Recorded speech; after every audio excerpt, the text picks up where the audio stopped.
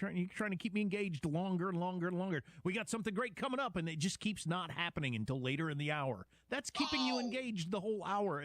What's the difference? But I could really see... I'd never noticed that before. Is that on purpose? I could really see a jury hating Google and Zuckerberg, not thinking this through, awarding billions of dollars, and I don't know what that's going to do to everything. Anywho, in the opening statements yesterday, the plaintiff's attorney, Mark Lanier, went first. He dramatically argued the case is as easy as ABC. ABC stands for Addicting the Brains of Children. And he accused Meta and Google of being... Oh, devastating, because that doesn't spell out ABC. Well, and listen to this, because he knows a deep pocket payday when he sees it. He accused Meta and Google of being, quote, two of the richest corporations in history. That should have nothing to do with it at all. At all. That shouldn't play a role in anything, how much money Google or Facebook has. But the attorney knows it does. But he knows it minds absolutely of yours. does. Yep. That engineered addiction in children's brains. They did. They did. So does lots of stuff. Comparing the platforms to casinos or addictive drugs and citing internal documents that will show they knew they were addicting people. I don't know. It's going to be interesting to see where this goes. It's a tough line to draw because we both hate them and know they're guilty of trying to profit off of turning our children's brains into mush and addicting them. That's indisputable, but it's difficult to prove, and it's sure as hell difficult to draw a line between it's really fun and I'm helplessly addicted. Right. Google gets their shot today, and we'll have the report on that tomorrow. I can't wait to hear what they're going to say. And if you missed the segment, get the podcast, Armstrong and Getty On Demand. Armstrong and Getty. Are you a fraud-paying American? 1 in 4 tax-paying Americans have been victim of identity fraud. With LifeLock, your identity, if it's stolen, they fix it guaranteed or your money back. And last year, billions in refunds were stolen. Could be from your salary, overtime, or second job. Gone. But this year, you don't need to stay a victim. Because this tax season, fraud-paying American is something no American should have to claim. Save up to 40% off your first year with the promo code BECK. Visit LifeLock.com. Terms do apply. There's no championship league for small business owners. But if there was, you'd be at the top of the standings. Because going pro with Lenovo Pro means you've got the winning formation. One-on-one advice, IT solutions, and customized hardware powered by Intel Core Ultra processors help you stay ahead of the competition. Business goes pro with Lenovo Pro. Sign up for free at Lenovo.com/pro. Lenovo. The North Peninsula's news, the North Peninsula's talk. News Radio KONP, Port Angeles Squim, a Radio Pacific station. From ABC News, I'm Michelle Franzen. In Arizona, a major lead for investigators in the Nancy Guthrie case. The 84-year-old mother of Today anchor Savannah Guthrie was abducted, police say, in an overnight hours of February 1st. The FBI releasing black and white images today and video captured by Guthrie's home security cameras obtained by the Google-owned company. ABC's Alex Stone has the latest. First, the FBI put out nighttime images of the masked intruder, and then we got video. And in the video, it appears a man wearing a full ski mask and only his eyes and his mouth showing. He has a zip-up sweatshirt and gloves on. He's wearing a backpack, and it looks like he has a gun sticking out of his front waistband. He looks at the doorbell camera and then looks around and grabs brush, it looks like, to try to cover up the camera, and then decides to just hit the camera with his leather gloves. Savannah Guthrie in a new post says, we believe she's still alive. Bring her home. The head of ICE and CBP commissioner faced scrutiny today from a House Homeland Security Committee members in the first on-the-record hearing since the deadly killings of civilians in Minnesota by federal agents during immigration operations. The acting director of ICE told the House Homeland Security Committee his agents now face what he called the deadliest operating environment in his agency's history. Let me send a message to anyone who thinks they can intimidate us. You will fail. Will you apologize? Todd Lyons was asked by California Democrat Eric Swalwell if he'd apologize to the families of Renee Good and Alex Preddy for officials initially calling both domestic terrorists. Lyons said no. I welcome the opportunity to speak to the family in private, but I'm not going to comment on any active investigation. Stephen Portnoy, ABC News, Washington. The debate over DHS funding set to run out Friday continues. Democrats pushing for changes in immigration operations, including banning agents from wearing masks. Tonight, the House scheduled to take up a procedural vote on whether to advance a spending package. On Wall Street, Stocks mixed in afternoon trading. You're listening to ABC News. We'll admit, we've already thrown in the towel on the New Year's resolution. Yeah, and we made it through dry January. But one healthy new habit we're sticking with is Active Liver from New Nordic. Did you know your liver works around the clock processing food, sugar, alcohol, and everyday toxins? All things that can really impact your health. That's why daily support matters. Active Liver is designed to help protect normal liver function and support your body's natural detox process. With trusted ingredients like milk thistle, turmeric, and artichoke extract, it's gentle enough to take all year long. No harsh cleanses, no extreme detoxes, just simple daily liver support. We really feel the difference. Yup, more energy and the peace of mind knowing we can enjoy the good things in life while giving our liver the love it needs. Active Liver is available online at Amazon or NewNordicUSA.com. Or you can find it in stores at CVS, Meijer Grocery, Wegmans, and now Active Liver is available at your local GNC. Protests planned in New York City outside the historic Stonewall Inn after the Interior Department removed the rainbow flag that once flew outside the site of the deadly police raid in 1969 that has since become a symbol of the gay rights movement. Community leaders and activists are expected to gather outside the Stonewall Inn this evening to protest the removal. LGBTQ plus advocate Jay Walker posting on social media, the plan is to express our outrage at the Trump National Parks Department's erasure of our history and our flag. The Interior Department says the rainbow flag, which was on federal land, was taken down in accordance with Trump administration guidance stating only the U.S. flag and other authorized flags be flown on NPS-managed flagpoles. Mike Dubusky, ABC News. The Stonewall Inn was designated a national monument in 2016. Parents seriously behind on paying child support could soon lose the ability to travel internationally. The Trump administration is planning to step up enforcement and expand the 30-year-old law that allows the federal government to revoke American passports until payments are caught up. Officials telling the Associated Press the administration is planning to start with those parents who owe more than $100,000 in past due child support payments. One of the officials said fewer than 500 people meet that threshold. At the Milan Cortina Olympic Games, Team USA's women hockey locked in a grudge match against Canada. This is ABC News. This is the News Radio KONP Noon Report. Good afternoon. Todd Ortloff in the KONP News Center. Here's a look at what's happening on this Tuesday, February 10th. Clallam County resetting the approach to a proposed recreational vehicle ordinance, breaking it into smaller pieces now after strong public pushback and widespread confusion. Community Development Director Bruce Emery told the county commissioners the original proposal had grown too complex, amending multiple sections of county code at once, making it difficult for residents to understand what was changing and what was already the law. But we do think that simplifying the breadth of the changes, breaking it up into separate categories will make it easier to communicate, differentiate between existing ordinance, proposed ordinance, and I believe having a better informed public, which will certainly serve the process. So under the revised approach, accessory dwelling unit standards required under state law would move forward as part of the county's comprehensive plan update. A separate ordinance would address short-term rentals, including a proposal to allow park model units to be used as short-term rentals, an idea aimed at expanding economic opportunity and easing pressure on the housing supply. The most controversial issue, the 90-day RV occupancy limit, would be handled in its own part of a new true RV use ordinance that would be separate. Commissioner Mark Oziah says much of the public reaction stemmed from residents not realizing what the current rules already allow and restrict. We're going to have to work really hard as we continue to work through this to figure out how we can best communicate these changes to the public in a way that they can understand. And I think breaking them down into components is one piece of that. And then doing what you've tried to do a couple of times, like this is where we are, and this is where the new draft ordinance, this is how it would change. Having that sort of simplified as you've been trying to do.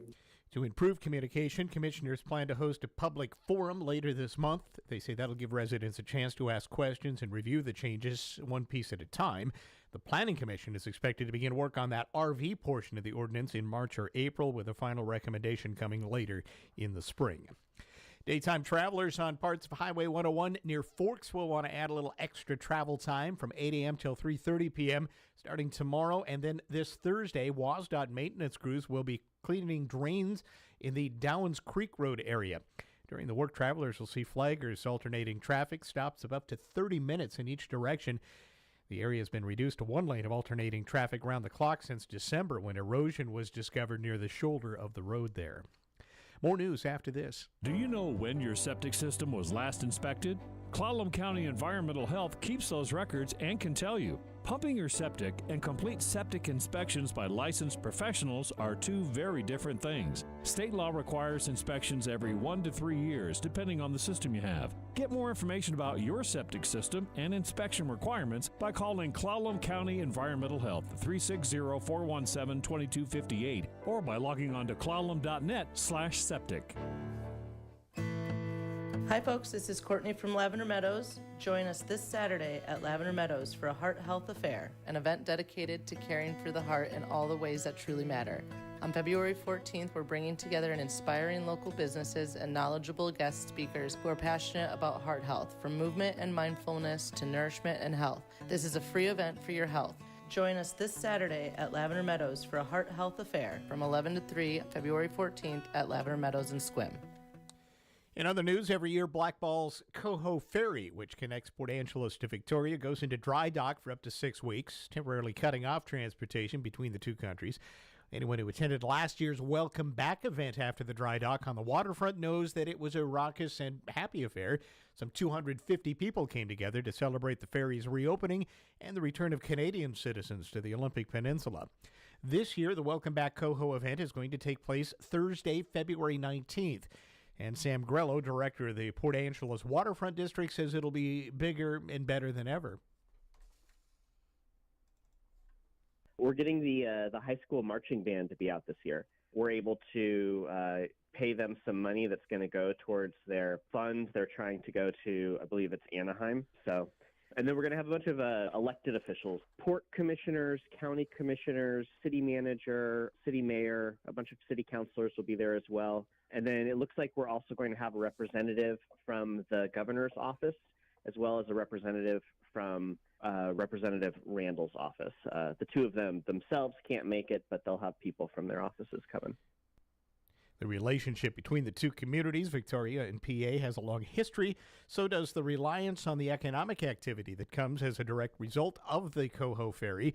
Blackball Ferry Line commissioned a study in 2019 about the economic impact of the Coho on the community, which estimated that the ferry line pumps about $64 million into the community annually and helps support the employment of some 600 people directly and indirectly in Port Angeles.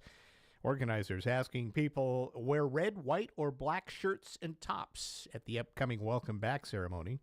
The red and white obviously goes towards the Canadian flag, but red, white, and black, that's the Blackball flag. And this event is not just celebrating our relationship with Victoria. We're also celebrating the Blackball Ferry. Really, the folks at Blackball do such an amazing job. So as much as we are celebrating Victoria, we're also celebrating Blackball and the staff that are able to just kind of keep this boat going that is so important for our community. Folks are expected to start congregating around the Blackball Ferry Terminal about 11:30 on the 19th in anticipation of the boat's arrival at noon that day. A bill to impose a 9.9% tax on personal income over $1 million cleared the Washington State Senate Ways and Means Committee yesterday, advancing one of the session's most contentious proposals. Dubbed the Millionaire's Tax, Senate Bill 6346 passed on a voice vote, Democrats backing the measure, all Republicans voting against it. One Democrat, Bainbridge Island Senator Drew Hansen, also voted no, citing concerns over insufficient small business relief. The revised bill allocates more revenue to local public defense services, boosting funding from 5% to 7%, and increases tax exemptions for small businesses, raising the threshold for full exemption to $300,000 in annual gross receipts. Supporters say the bill addresses inequality by targeting high earners and funding critical services. Opponents argue it could harm the economy. It lacks immediate relief for struggling families and opens the door for future tax expansions at different income levels. The bill now moves to the Senate Rules Committee with a floor vote expected within a week. In Olympia, lawmakers hope to phase out a common chemical that's killing Washington's coho salmon. But there is a catch. Dan Frizzell explains. The deadly agent is called 6-PPDQ, and the equivalent of a grain of rice in an Olympic swimming pool is enough to wipe out the coho, an internationally recognized symbol of the evergreen state. But 6-PPDQ is created when ozone comes in contact with 6-PPD, and that compound is an essential ingredient in rubber tires. As the tires wear, they lay down 6-PPDQ dust on the road. That dust moves into streams, and salmon, as well as rainbow and brook trout, disappear. Issaquah State Representative Zach Hall, an avid fisherman himself, introduced legislation this year to address the dilemma. Here's Hall. 6-PPDQ is hugely detrimental to the survival rates of coho salmon. It's been a challenge because 6-PPD is a very important part of tires, but a number of different U.S. chemical companies and international chemical companies have announced potential alternatives. I'm really glad to be spearheading this bill, and I've found that my colleagues are very supportive of the idea. Hall, a Democrat, built a 10-year ramp into his bill to give tire makers time to come up with alternatives to 6-PPD that can preserve tire life without wiping out a key part of Washington's multi-billion-dollar fishing economy. The fate of Hall's legislation now rests with the House Rules Committee, the final hurdle before a vote of the full chamber. In Olympia, Dan Frizzell. This is News Radio KONP. Olympic Hot Tub Super Smart Top Special is here. Hey, it's Ryan Rowland-Smith. This is your chance to save now on your new hot tub and get a free Smart Top worth $3,700. Take it from me because I have one. Smart Top is the ultimate cover for your tub. Strong, long-lasting, and ready to defend your tub against northwest weather. Super Smart Top special savings will make you feel, well, super. Details at OlympicHotTub.com. Better you, better life. Olympic Hot Tub. This afternoon on the Todd Ortloff Show, Port Angeles Waterfront District Executive Director Sam Grello joins us, previewing the upcoming Welcome Back Coho celebration. And in our second segment, award-winning author and molecular biologist Richard Anderson discusses his new novel, Outbound, Meta Mars. Join us at 1 o'clock Monday through Thursday for the Todd Ortloff Show on KONP. Information to keep you engaged in your community with the people and organizations who keep it running. Sponsored by Dan Shappy, Farmers Insurance. Here's your News Radio KONP forecast, brought to you by All Weather Heating and Cooling. 47 this afternoon under mainly sunny skies. North winds around 5 miles per hour. Partly cloudy skies with fog tonight, lows around 35. Sunshine mixed with clouds with fog at times early tomorrow. High temperatures reach up to 47. Upper 40s Thursday with a chance for isolated rain showers. Cooler Friday with highs in the mid-40s. Chance for showers continues. Looking further out, 43 Saturday, 43 Sunday, and 43 on Monday. That's a look at your forecast. I'm meteorologist Paul Trombley. Currently, it's 45 degrees. We're now down to 1. Good morning. I'm Jay Reynolds. Top-ranked Arizona, one of 2 remaining unbeatens in D1, went into Allen Fieldhouse last night, came away with their first loss. Kansas knocks off Arizona 82-78. Jayhawks coach Bill Self. We weren't very good, but at least we made them play maybe not their best, but we competed so hard, and the building was unbelievable. We got off to such a crap start, and then we just kind of hung in there and then played really well the last 10 minutes. But Melvin and Flory and Bryson, and they were just fantastic. And this place won this game tonight. I mean, I'm telling you what, Allen Fieldhouse won this game tonight. Home court advantage for the Jayhawks. Arizona's loss, leaving Miami, Ohio, the only unbeaten left in men's D1. St. John's 87-82 over Xavier in overtime. Rick Pitino's now won 5 of the 6 coaching matchups against his son Richard. Louisville gets a 45-point night from Michael Brown in a 41-point rout of NC State. Indiana announcing it'll install a bronze statue of Hall of Fame coach Bob Knight in the lobby of Assembly Hall. The NCAA praising a decision from a judge in Alabama, which ends the eligibility for Charles Bediako. NBA, Hornets lose to Detroit 110-104. Charlotte's 9-game win streak is snapped. And the game last night also marred by a brawl in the third quarter. 4 players ejected. Thunder 119-110 over the Lakers. Warriors rally from down 15 in the fourth and beat Memphis. Cavs rally to beat Denver by 2 after trailing by 11 in the fourth. Portland hits 22 threes, beats the Sixers 135-118. Timberwolves score 138, beat Atlanta by 22. Pelicans hand the Kings a 13th consecutive loss. Women's college hoops, 5th-ranked Vanderbilt beats Oklahoma. 4th-ranked Texas gets past Kentucky by 11. Longhorns have a 40-game home win streak. Football, Raiders announced they have indeed hired Clint Kubiak as their head coach. Adam Gase is back in the NFL. The former Jets and Dolphins head coach is being hired as an assistant with the Chargers. In local sports, the third-ranked Peninsula Pirate women, now at 17-4 overall, 9-0 in the Northern Conference, put their 49-game conference win streak on the line tomorrow night against always tough Bellevue at Peninsula College. The Bulldogs are 12-11 overall, 7-2 in the conference, and are much better than their record indicates. In the first meeting between the two, Peninsula trailed by 2 with a minute to play before former Neah Bay Red Devil Rihanna Moss knocked down a 3 from the left baseline. The Pirates held on for a 63-60 win. Moss finished 4 for 5 from the three-point range and 17 points that night. Alexis Smith added 11 points and had 7 boards, while Pirate point guard Carlise O'Brien delivered an all-around performance with 9 points, 6 rebounds, 4 assists, 2 steals, and 2 block shots to make the win. Bellevue currently is third in the Northern Conference and has won 3 straight games. It's led by 6-foot sophomore Chanel Kowalski of Fairbanks, who averages 13 points a game. Shooting guard Lily Awela is a 5'9 sophomore from Mount Rainier High School and scored 17 points in the first matchup with Peninsula. Tomorrow night's game will be broadcast here on KONP. The Pirate men will tip off at 5 o'clock tomorrow night against the top-ranked Bulldogs. Meanwhile, the 2026 NWAC tournament bracket is out, giving Pirate fans a chance to start planning. The tournament will again be at Columbia Basin College in Pasco. If the Pirate men earn the Northern Conference number 4 seed, they'll play March 4th at 2 o'clock against the number 1 team from the East. If the Pirate women secure the number 1 seed, they would play on Saturday, March 7th against the East number 4 seed, currently projected to be either Yakima or Treasure Valley. A win would send Peninsula to the Elite 8, likely facing Lane or Umpqua on Sunday, March 8th for a 2 p.m. tip-off. This is Ed from Leeds Farm Supply and Equipment Sales. Our family has trucked hay to feed the hungry animals in Western Washington for 4 generations. In that time, we have built a growing legacy of serving the needs of our customers, and we've never stopped. In 2014, we ventured into the equipment world by becoming a dealer and service provider for Mahindra Tractors. Since then, we have partnered with quality brands such as Bad Boy, Aaron's Gravely, LS Tractor, Husqvarna, Snake River Trailers, and now Wacker Noyson Construction Equipment. We have a 3-bay shop where we not only service the brands we sell, but we also work on most major brands including Kubota, John Deere, and New Holland.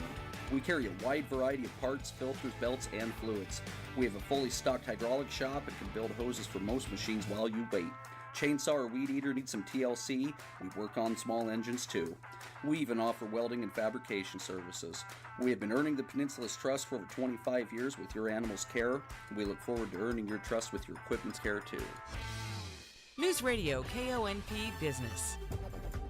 This is a Bloomberg Money Minute. Stellantis is looking to exit its U.S. battery joint venture with Samsung as the automaker unwinds its EV bets and tries to preserve cash after announcing more than $26 billion in write-downs last week. The maker of Jeep and Ram has been exploring ways to divest from the venture, but no final decision's been made. Meanwhile, Dollar Tree is moving into more high-income areas. Almost half of the new stores opened over the last 6 years were in wealthier enclaves of metro areas. The company says shoppers who make over $100,000 are driving much of its current growth, with 60% of new customers making at least 6 figures and spending $1 more per visit on average. And prediction market leader Kalshi says the platform's Super Bowl Sunday trading volume exceeded $1 billion, up 2,700% from last year. As a result, Kalshi experienced some issues with delivering money to users due to the high traffic during the game. Erica Herskowitz, Bloomberg Radio. A brand new year brings brand new and even better sales. At Angela's Furniture, you'll find us waiting to show you the perfect Lazy Boy rocker recliner or Stanton sofa. Right now, try the Vail rocker recliner at a rock bottom price of just $549, or step up to the Astor rocker recliner for only $949. Stanton has a beautiful selection right now also. Take a seat in the Prom Oyster sofa or chair starting at only $1449. These deals and more, all starting off the new year right. Only at Angela's Furniture. As leaves fall and temperatures drop, that means cold and flu season is here. But don't worry, the best defense is a good offense, and we have 2 ways to keep you healthy. First, regular hand washing can help keep cold and flu viruses at bay. Second, protect yourself and your loved ones by getting your flu shot. It's safe, it's effective, and it's your best bet against the flu. So, Wash those hands, get a flu vaccine, and let's beat the cold and flu together. Brought to you by Olympic Medical Center. News Radio KONP, traffic and roads. All right, let's head up to Clallam Transit Dispatch Center now, and that is where Steve's standing by. He's watching the roads for us in the noon hour. Good afternoon, Steve. Hi there. Hey, good afternoon, everybody. Yeah, kind of a busy day out there. You definitely want to be careful as you're making your way around town. Port Angeles area, Sequim area, pretty steady traffic right now. For the most part, you're at the speed limit, but there are a few slowdown areas, so just be careful and watch those intersections. If you're on the highway between Port Angeles and Sequim, there was an earlier motorcycle accident out there near the Monroe Road intersection in the eastbound lanes. That was causing some slowdowns out there. Probably still is. If you're wondering why the traffic's backed up, that would be the reason. Nothing overly serious. Nobody got hurt, but still kind of a problem out there. We hope everybody's in good shape. If you're headed out any further than the Sequim area right now, the Hood Canal Bridge is good to go with no scheduled marine openings. State Ferry is also running on time today. If you're headed out to the west end, 101's in good shape all the way out to the Forks area. Just light traffic right now and moving along at the speed limit. So everybody take care. Be safe out there. This is Steve reporting live from Clallam Transit for KONP. Thank you, Steve. We'll get another update from you in about a half hour. Your weather forecast today, mostly sunny the rest of the day. We'll see highs in the mid-40s to low 50s. Partly cloudy tonight. Maybe some patchy fog forming by tomorrow morning. Lows overnight in the 30s. A sunny Wednesday on the way with a few patchy spots of fog in the morning. Highs tomorrow should be mid to upper 40s. Right now across the North Peninsula, down in Port Townsend in the east, and 47. Out west in Forks, they're at 49. It's also 49 in Sequim, and it's 45 degrees now out at Fairchild Airport here in Port Angeles. From ABC News Tech Trends, Ring doorbell cameras have been under scrutiny for years over the company's relationship to local law enforcement. Recently, the company announced plans for a partnership with Flock, a surveillance camera company used by government and police agencies. Ring founder Jamie Siminoff. We decided to open that up instead of going directly to police departments to companies that work with police departments in a digital way, because we felt it was a better way to open the system up. The partnership sparked backlash online, with some even urging Ring customers to smash their cameras to prevent federal immigration authorities from accessing them. Siminoff says the partnership with Flock hasn't taken effect yet, and no connection. We do not share any information with ICE. We have not, ever. As for whether that answer will change once the Flock partnership begins, it will still not, because a community request has always been about local police departments, and only local police departments can request information through the system. With Tech Trends, I'm Mike Dubusky, ABC News. An autopsy showing actress Catherine O'Hara died from a pulmonary embolism. That happens when a clot is blocking blood flow to an artery in the lungs. Rectal cancer was listed as an underlying cause of death as well. Doctors say inflammation from cancer can put patients at a higher risk for these blood clots. Dr. Lynn O'Connor is with Mercy Medical Center. Compared with the general population, people with colorectal cancer have a 4 to 7 times higher risk of having a pulmonary embolus.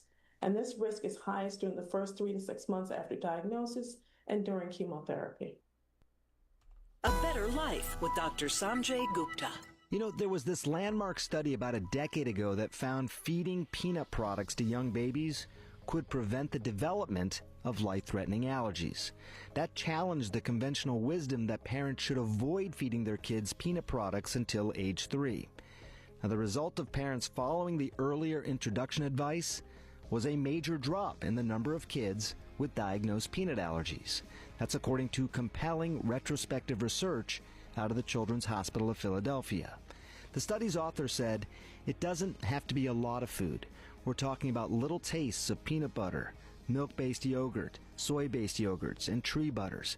They're really good ways to allow the immune system to be exposed to these allergenic foods in a safe way. And then over time, you can gradually ramp up the exposure. I'm Dr. Sanjay Gupta, helping you live a better life.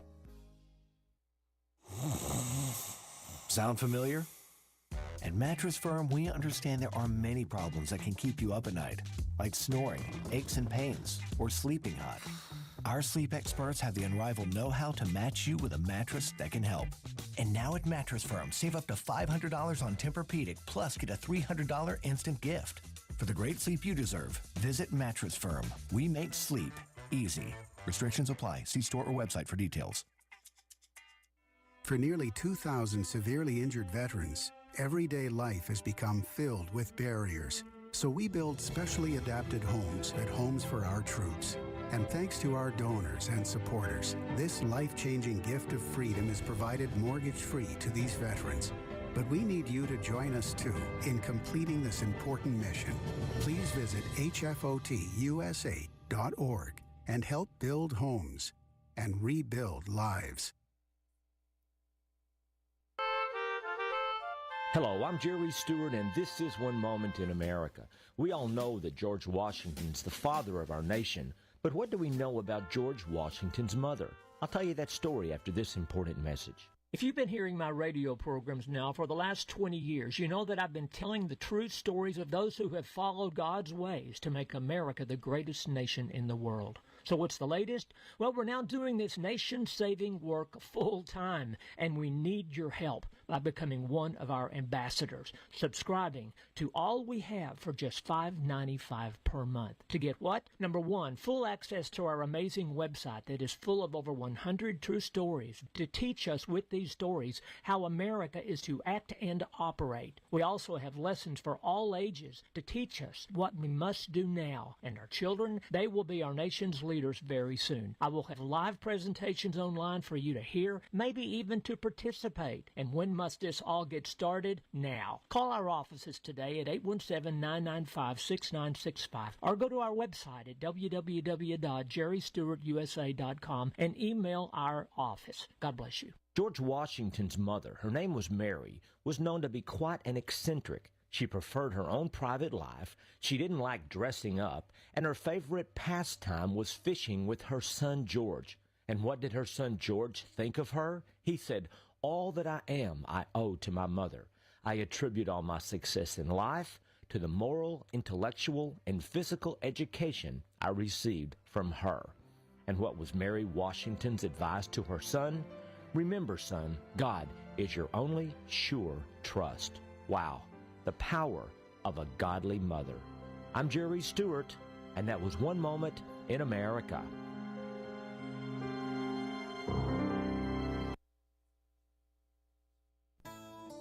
At Harper Ridgeview Funeral Chapel and Squim Valley Funeral Chapel, Mark Gustafson is precisely the professional you want helping your family during a time of loss. Every morning when I get out of bed, I have one more opportunity to help a family in need that is grieving, that may be in a cloud, may not know what to do, where to go, who to talk to. And I'm here to help them through that and to be here every day for them. Saying goodbye to a loved one is never easy. Friendship and experience can be a real comfort. When a loved one loses someone, it's a journey that they're going through. It's new territory, so to speak, and I'm able to be there to help them. And again, being hometown, I'm there with them all the way through it from start to finish. Caring professionals when you need them most. Harper Ridgeview Funeral Chapel, 452-9701, and Squim Valley Funeral Chapel, 683-5242.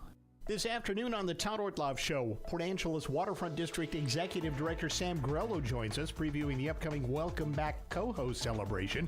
And in our second segment, award-winning author and molecular biologist Richard Anderson discusses his new novel, Outbound, Meta Mars. Join us at 1 o'clock Monday through Thursday for the Todd Ortloff Show on KONP. Information to keep you engaged in your community with the people and organizations who keep it running. Sponsored by Dan Shappy, Farmers Insurance. Breaking news at Town Hall. I'm Bob Agnew in Washington. Republican Senator Susan Collins is officially running for re-election in Maine. The 73-year-old Collins is seeking a sixth term. Her bid for re-election could determine the outcome for the entire Senate. GOP leaders on Capitol Hill expressing divergent opinions about DHS funding. House Speaker Mike Johnson says he does plan to meet with the Senate Majority Leader John Thune to discuss options. We'll see where they are. I'm not going to prejudge the length of it or where it should be. I'm very hopeful. We still have time on the clock. When there's a will, there's a way. And if they can come to an agreement on this and get it done, that will behoove the whole country. The acting director of ICE testified before the House Homeland Security Committee today and says that his agents are facing a lot of threats and intimidation. But let me send a message to anyone who thinks they can intimidate us. You will fail. Despite these perils, our officers continue to execute their mission with unwavering resolve, and we are only getting started. That is acting ICE Director Todd Lyons. Authorities investigating the disappearance of Nancy Guthrie more than a week ago released the first surveillance images today showing a masked person on her porch the night that she went missing. Authorities searching for her say they have not identified any suspects. President Trump is threatening to block the opening of a bridge between Canada and Michigan. More on that from White House correspondent Greg Clugston. The Gordie Howe International Bridge connecting Detroit and Windsor, Ontario, is scheduled to open this year. But the president said he will not allow it to open until the United States is fully compensated for everything we have given them. He wrote online that Canada has treated the U.S. very unfairly for decades. The bridge, which has cost more than $4.5 billion to build, has been financed by Canada and will be jointly owned by Canada and Michigan. Greg Clugston, Washington. More on these stories at townhall.com.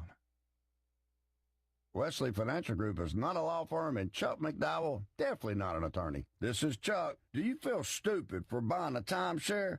Don't. It's not your fault. You were most likely told you could rent it, and it was a great financial investment. And the deal was available today only. If this happened to you, contact your resort or Wesley Financial Group for help today. Call Wesley now for your free exit information kit. 800-242-3131. 800-242-3131. My name is Whitney Allen, and I'm a widow. After my husband died, the last thing I wanted to think about was money. Ethos made it affordable to get life insurance. Signing up was fast and 100% online. I knew that I could pay our mortgage and have food in the fridge. I could focus on my kids. No one ever tells you how much you're going to depend on that policy. I am so grateful we had coverage. Get your free quote at ethos.com/save. That's ethos.com/save. Paid spokesperson. Time spent on application may vary. Online health questions required. Honda's bottom line took a hit in the 9 months ending in December. The Japanese automaker reports a 42% drop in profits compared to a year earlier. Honda says profits over the 3 quarters totaled $3 billion. It marks the second consecutive year that profits declined during the period at Honda. The Tokyo-based automaker also reports its sales, April through December, dipped 2.2%. Rich Thomason reporting. Stocks been hovering near record highs in mixed trading on Wall Street at this hour. After a few ups and downs, it is the Dow Jones Industrial Average up by 146 points at 50,281. Meanwhile, at one point, it was the S&P 500 was sitting just above its all-time high. It is down into negative territory at this hour, off by about 6 points. You'll find breaking news and analysis at townhall.com. A single-engine plane made an emergency landing on a busy roadway in Georgia on Monday, striking 3 vehicles. Pilot Thomas Rogers was flying his single-engine plane over Gainesville, Georgia Monday when something went terribly wrong and sent this distress message. Gainesville traffic, mayday, mayday, mayday. That recording from liveatc.net. Rogers was able to walk away after an emergency landing. The FAA says the Hawker Beechcraft Bonanza made that emergency landing on a busy road around noon after Rogers had engine issues. Police say the plane struck 3 cars, dislodging a fuel tank into one of them. 2 people were taken to a hospital with minor injuries. I'm Julie Walker. Gen Z and Gen Alpha are creating new challenges and opportunities for sports leagues and teams. According to their fandom, the NBA and NHL are partnering directly with young creators to speak to those audiences on their behalf. More of these stories at townhall.com. This is the News Radio KONP Noon Report. Good afternoon. Todd Ortloff in the KONP News Center. Here's a look at what's happening on this Tuesday, February 10th. Clallam County resetting the approach to a proposed recreational vehicle ordinance, breaking it into smaller pieces now after strong public pushback and widespread confusion. Community Development Director Bruce Emery told the county commissioners the original proposal had grown too complex, amending multiple sections of county code at once, making it difficult for residents to understand what was changing and what was already the law. But we do think that simplifying the breadth of the changes, breaking it up into separate categories will make it easier to communicate, differentiate between existing ordinance, proposed ordinance, and I believe having a better informed public, which will certainly serve the process. So under the revised approach, accessory dwelling unit standards required under state law would move forward as part of the county's comprehensive plan update. A separate ordinance would address short-term rentals, including a proposal to allow park model units to be used as short-term rentals, an idea aimed at expanding economic opportunity and easing pressure on the housing supply. The most controversial issue, the 90-day RV occupancy limit, would be handled in its own part of a new true RV use ordinance that would be separate. Commissioner Mark Oziah says much of the public reaction stemmed from residents not realizing what the current rules already allow and restrict. We're going to have to work really hard as we continue to work through this to figure out how we can best communicate these changes to the public in a way that they can understand. And I think breaking them down into components is one piece of that. And then doing what you've tried to do a couple of times, like this is where we are, and this is where the new draft ordinance, this is how it would change. Having that sort of simplified as you've been trying to do. To improve communication, commissioners plan to host a public forum later this month. They say that'll give residents a chance to ask questions and review the changes one piece at a time. The Planning Commission is expected to begin work on that RV portion of the ordinance in March or April, with a final recommendation coming later in the spring. Daytime travelers on parts of Highway 101 near Forks will want to add a little extra travel time from 8 a.m. till 3:30 p.m. starting tomorrow. And then this Thursday, WSDOT maintenance crews will be cleaning drains in the Downs Creek Road area. During the work, travelers will see flaggers alternating traffic, stops of up to 30 minutes in each direction. The area has been reduced to one lane of alternating traffic around the clock since December, when erosion was discovered near the shoulder of the road there. More news after this. Hi, this is John Hull. I'm president of Tri-State Roofing, your local and family-owned company. If you're interested in a metal roof, prices are going up across the country, but we receive volume discounts through the manufacturer, and we pass that savings on to you. Act now and call 360-208-2222. Financing is available. Tri-State Roofing, we got you covered. The cabinetry in your home should keep you organized while fitting your space, your style, and your budget. At Hartnagel Building Supply, we make sure it does that and more. We're the only local company that sells and installs cabinetry, so you're supported from start to finish and beyond. Our installer isn't some outside contractor. He's an actual employee owner with over 30 years of experience who works with our designer to ensure a perfect installation. And it all starts with a free design consultation, an in-home measure, and digital 3D renderings, so you know exactly what you're getting before you order. With multiple options of cabinetry brands, countertops, and organizing solutions, we match you with the best fit. And it's not just kitchens and baths. Think mudrooms, garages, laundry rooms, bars, and more. Visit lumbertraders.com for more info, and as always, we deeply appreciate you for shopping local and employee-owned. In other news, every year Blackball's Coho Ferry, which connects Port Angeles to Victoria, goes into dry dock for up to 6 weeks, temporarily cutting off transportation between the two countries. Anyone who attended last year's Welcome Back event after the dry dock on the waterfront knows that it was a raucous and happy affair. Some 250 people came together to celebrate the ferry's reopening and the return of Canadian citizens to the Olympic Peninsula. This year, the Welcome Back Coho event is going to take place Thursday, February 19th. And Sam Grello, director of the Port Angeles Waterfront District, says it'll be bigger and better than ever. We're getting the high school marching band to be out this year. We're able to pay them some money that's going to go towards their fund. They're trying to go to, I believe it's Anaheim.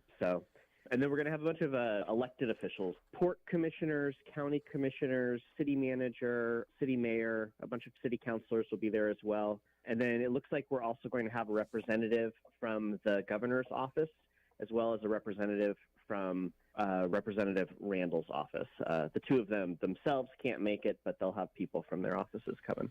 The relationship between the two communities, Victoria and PA, has a long history. So does the reliance on the economic activity that comes as a direct result of the Coho Ferry. Blackball Ferry Line commissioned a study in 2019 about the economic impact of the coho on the community, which estimated that the ferry line pumps about $64 million into the community annually and helps support the employment of some 600 people directly and indirectly in Port Angeles. Organizers asking people wear red, white, or black shirts and tops at the upcoming Welcome Back ceremony. The red and white obviously goes towards the Canadian flag, but red, white, and black, that's the blackball flag. And this event is not just celebrating our relationship with Victoria. We're also celebrating the Blackball Ferry. Really, the folks at Blackball do such an amazing job. So as much as we are celebrating Victoria, we're also celebrating Blackball and the staff that are able to just kind of keep this boat going that is so important for our community. Folks are expected to start congregating around the Blackball Ferry Terminal about 11:30 on the 19th in anticipation of the boat's arrival at noon that day. A bill to impose a 9.9% tax on personal income over $1 million cleared the Washington State Senate Ways and Means Committee yesterday, advancing one of the session's most contentious proposals. Dubbed the Millionaire's Tax, Senate Bill 6346 passed on a voice vote, Democrats backing the measure, all Republicans voting against it. One Democrat, Bainbridge Island Senator Drew Hansen, also voted no, citing concerns over insufficient small business relief. The revised bill allocates more revenue to local public defense services, boosting funding from 5% to 7%, and increases tax exemptions for small businesses, raising the threshold for full exemption to $300,000 in annual gross receipts. Supporters say the bill addresses inequality by targeting high earners and funding critical services. Opponents argue it could harm the economy. It lacks immediate relief for struggling families and opens the door for future tax expansions at different income levels. The bill now moves to the Senate Rules Committee with a floor vote expected within a week. In Olympia, lawmakers hope to phase out a common chemical that's killing Washington's coho salmon. But there is a catch. Dan Frizzell explains. The deadly agent is called 6-PPDQ, and the equivalent of a grain of rice in an Olympic swimming pool is enough to wipe out the coho, an internationally recognized symbol of the evergreen state. But 6-PPDQ is created when ozone comes in contact with 6-PPD, and that compound is an essential ingredient in rubber tires. As the tires wear, they lay down 6-PPDQ dust on the road. That dust moves into streams, and salmon, as well as rainbow and brook trout, disappear. Issaquah State Representative Zach Hall, an avid fisherman himself, introduced legislation this year to address the dilemma. Here's Hall. 6-PPDQ is hugely detrimental to the survival rates of coho salmon. It's been a challenge because 6-PPD is a very important part of tires, but a number of different U.S. chemical companies and international chemical companies have announced potential alternatives. I'm really glad to be spearheading this bill, and I've found that my colleagues are very supportive of the idea. Hall, a Democrat, built a 10-year ramp into his bill to give tire makers time to come up with alternatives to 6-PPD that can preserve tire life without wiping out a key part of Washington's multi-billion-dollar fishing economy. The fate of Hall's legislation now rests with the House Rules Committee, the final hurdle before a vote of the full chamber. In Olympia, Dan Frizzell. This is News Radio KONP. End-of-life decisions are hard. Be it pre-planning or sudden loss, you need to have an advocate in your corner, which is why I wholeheartedly recommend Drennan and Ford Funeral Home and Crematory in Port Angeles, the only locally owned funeral home and crematory in Clallam County. Their expertise ensures a smooth process so you can focus on healing and being with your loved ones. Their help through the darkest time in my life will forever stay with me. Call 360-457-1210. Come see Price Ford when shopping for your next vehicle. We have the new Ford Maverick and Ranger, along with the highly capable compact crossover Ford Bronco Sport. Looking for pre-owned? We have the largest selection in the area. Let us help you find the perfect vehicle for your lifestyle and budget. Visit Price Ford next to Walmart in Port Angeles or priceford.com and become part of the Price family. Robert Workman's Take on Sports is next. Here's your News Radio KONP forecast, brought to you by All Weather Heat. College basketball Monday night, number 1 Arizona took its first loss of the season, 82-78 at number 9 Kansas. That ends the Wildcats' 23-game winning streak. Flory Badunga and Melvin Council Jr. each had 23 for the Jayhawks, who didn't take their first lead until midway through the second half, but never gave it up. Arizona has been number 1 for 9 weeks and a unanimous pick the last 4. 23rd ranked Miami of Ohio is the last remaining unbeaten team in the nation at 24-0. Also last night, number 24 Louisville lambasted NC State 118-77. Mikael Brown Jr. hit 10 3-pointers, scoring an ACC freshman record 45 points. That also ties the Louisville scoring record set by Wes Unseld back in 1967. NBA, the Thunder back on track with a 119-110 win over the Lakers. Jalen Williams with a game-high 23 in his return after missing 10 games with a hamstring. OKC, the first team to 40 wins this season. The Pistons are just one behind them after beating the Hornets, 33 for Cade Cunningham. Cavaliers got 32 from Donovan Mitchell, including the go-ahead free throws in the final second to nip the Nuggets. Pelicans pummeled the Kings. That's Sacramento's 13th consecutive loss. Wins for the Warriors, Jazz, Nets, Magic, Timberwolves, and Blazers. At the Winter Olympics, U.S. women's hockey shut out Switzerland to improve to 3-0, heading into today's showdown with Canada. That could be a preview of the gold medal game. U.S. forward Hannah Bilka. The excitement's going to be up, but just trying to stay level and, really just play our game and stick to that. The U.S. assured itself of a medal in the mixed doubles curling. The pair of Corey Dropkin and Corey Tisi ousted host and defending world champion Italy and will take on Sweden for the gold medal today. The last NFL head coaching vacancy officially filled Monday. The Raiders hired Clint Kubiak, fresh off his Super Bowl win as offensive coordinator of the Seahawks. And forget that groundhog, a sure sign of spring. Pitchers and catchers begin to report to spring training in Arizona and Florida. That's Tuesday Sports. This afternoon on the Todd Ortloff Show, Port Angeles Waterfront District Executive Director Sam Grello joins us, previewing the upcoming Welcome Back Coho celebration. And in our second segment, award-winning author and molecular biologist Richard Anderson discusses his new novel, Outbound, Meta Mars. Join us at 1 o'clock Monday through Thursday for the Todd Ortloff Show on KONP. Information to keep you engaged in your community with the people and organizations who keep it running. Sponsored by Dan Shappy, Farmers Insurance. Hi folks, this is Courtney from Lavender Meadows. Join us this Saturday at Lavender Meadows for a Heart Health Affair, an event dedicated to caring for the heart in all the ways that truly matter. On February 14th, we're bringing together an inspiring local businesses and knowledgeable guest speakers who are passionate about heart health, from movement and mindfulness to nourishment and health. This is a free event for your health. Join us this Saturday at Lavender Meadows for a Heart Health Affair from 11 to 3, February 14th at Lavender Meadows in Sequim. Why be at the forefront of childhood cancer research? At St. Jude, we do it because every innovation we make is a moment we give to children with cancer everywhere. So Faith gets to ride her bike in the warm night air, and Aspen gets another tea party with Dad.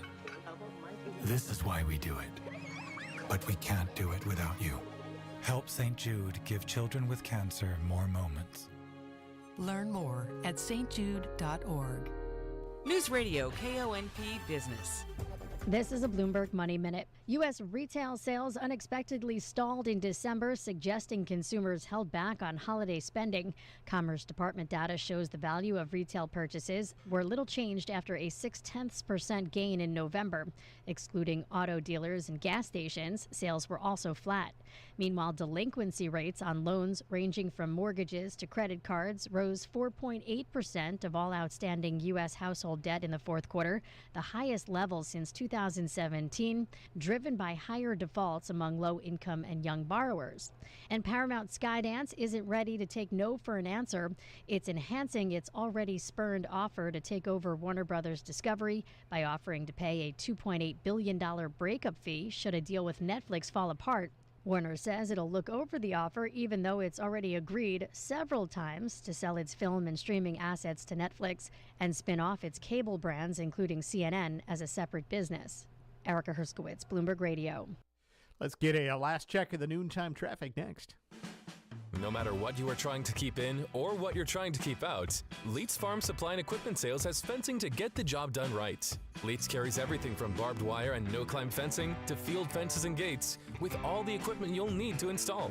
You'll even find fence chargers, electric rope, T-posts, and anything else you might need to get the job done. Leeds Farm Supply and Equipment Sales is your local farm store and so much more. Located at 259110 Highway 101 in Sequim. Buying locally doesn't always mean paying more. At McCrory Carpet One, they're a part of a cooperative that bands together over 1,000 family businesses just like them to form the largest floor buying group in America. Together, they buy over $7 billion in flooring. That means not only do you get the best prices and quality installation, but you help support local jobs and families. McCrory Carpet One has been proudly serving our community for over 60 years. Always priced right, always done right. McCrory Carpet One. News Radio KONP, traffic and roads. All right, let's head back up to Clallam Transit Dispatch Center now. That's where Steve's standing by with an eye on the roads for us this afternoon. Good afternoon, Steve. Hi there. Hey, good afternoon, everybody. Yeah, kind of a busy afternoon if you're out and about driving around either Port Angeles or Sequim area. A lot of traffic out there, a lot of people out and about getting things done today. So just to kind of expect some delays as you make your way around. If you're on Highway 101 between Port Angeles and Sequim, looking pretty good out there. It's definitely busy. For the most part, traffic is moving along at the speed limit. The Port Angeles area, just basically from Dalguzzi through our construction area out to about the Walmart area, you're going to find some slowdowns just because of volume of traffic. But beyond that, you should be fine. Hood Canal Bridge, good to go with no scheduled marine openings. State Ferry is also running on time today. If you're headed out to the west end, we're looking good all the way out to the Forks area. Right now, no real issues out there. Probably the easiest drive for you today. Light traffic and at the speed limit. So everybody take care. Be safe out there. This is Steve reporting live from Clallam Transit for KONP. Thank you, Steve. Well, on the slopes, the ice, the moguls, the world's best athletes are competing for Olympic immortality in Italy right now. Away from the sports venues, says ABC's Jim Ryan, fans are competing for memorabilia. Lapel pins commemorating various events are always a hot commodity at the Olympics. Kevin Stowers got his first one at the 1992 Games in Atlanta and has amassed a huge collection since. He says it's not just about the physical pins. You meet people through the pins that you would never meet any other time. Some pins that cost a few dollars in the pin swapping tent at the Olympics can go for thousands on eBay. Jim Ryan, ABC News. ABC Entertainment News. Song Sung Blue is coming to streaming. The film starring Kate Hudson and Hugh Jackman will be released on Peacock this Friday, February 13th. Kate Hudson was nominated for an Academy Award for her role in the film.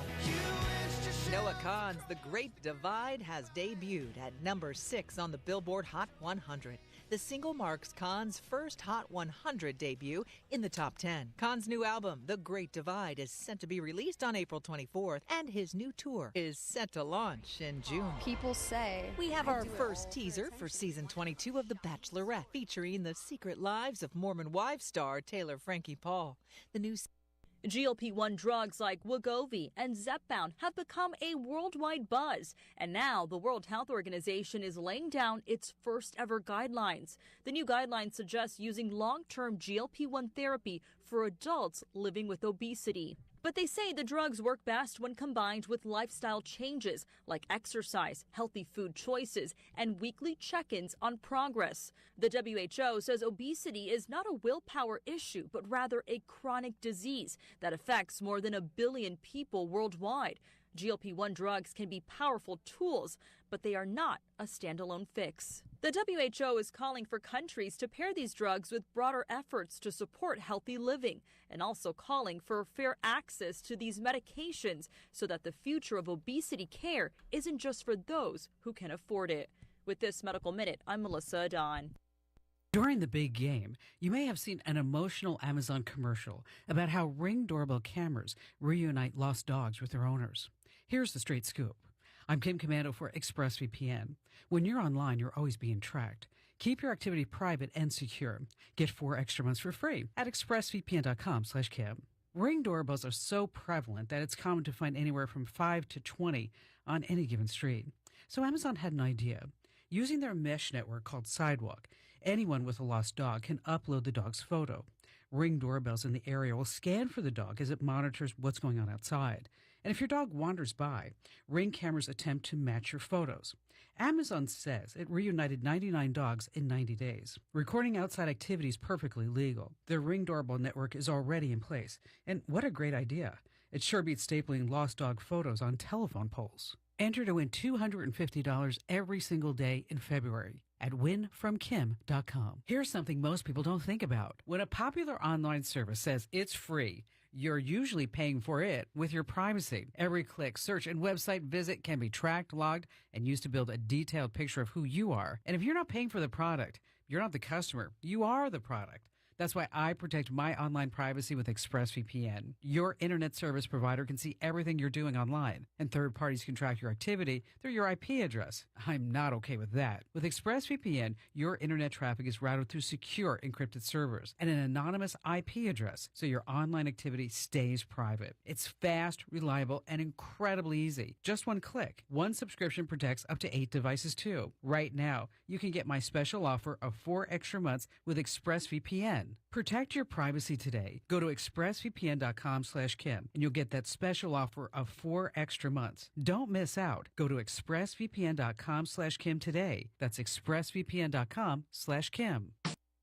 I'm John Tesh, and coming up, the secret to losing weight could be as simple as changing the reason you want to lose it.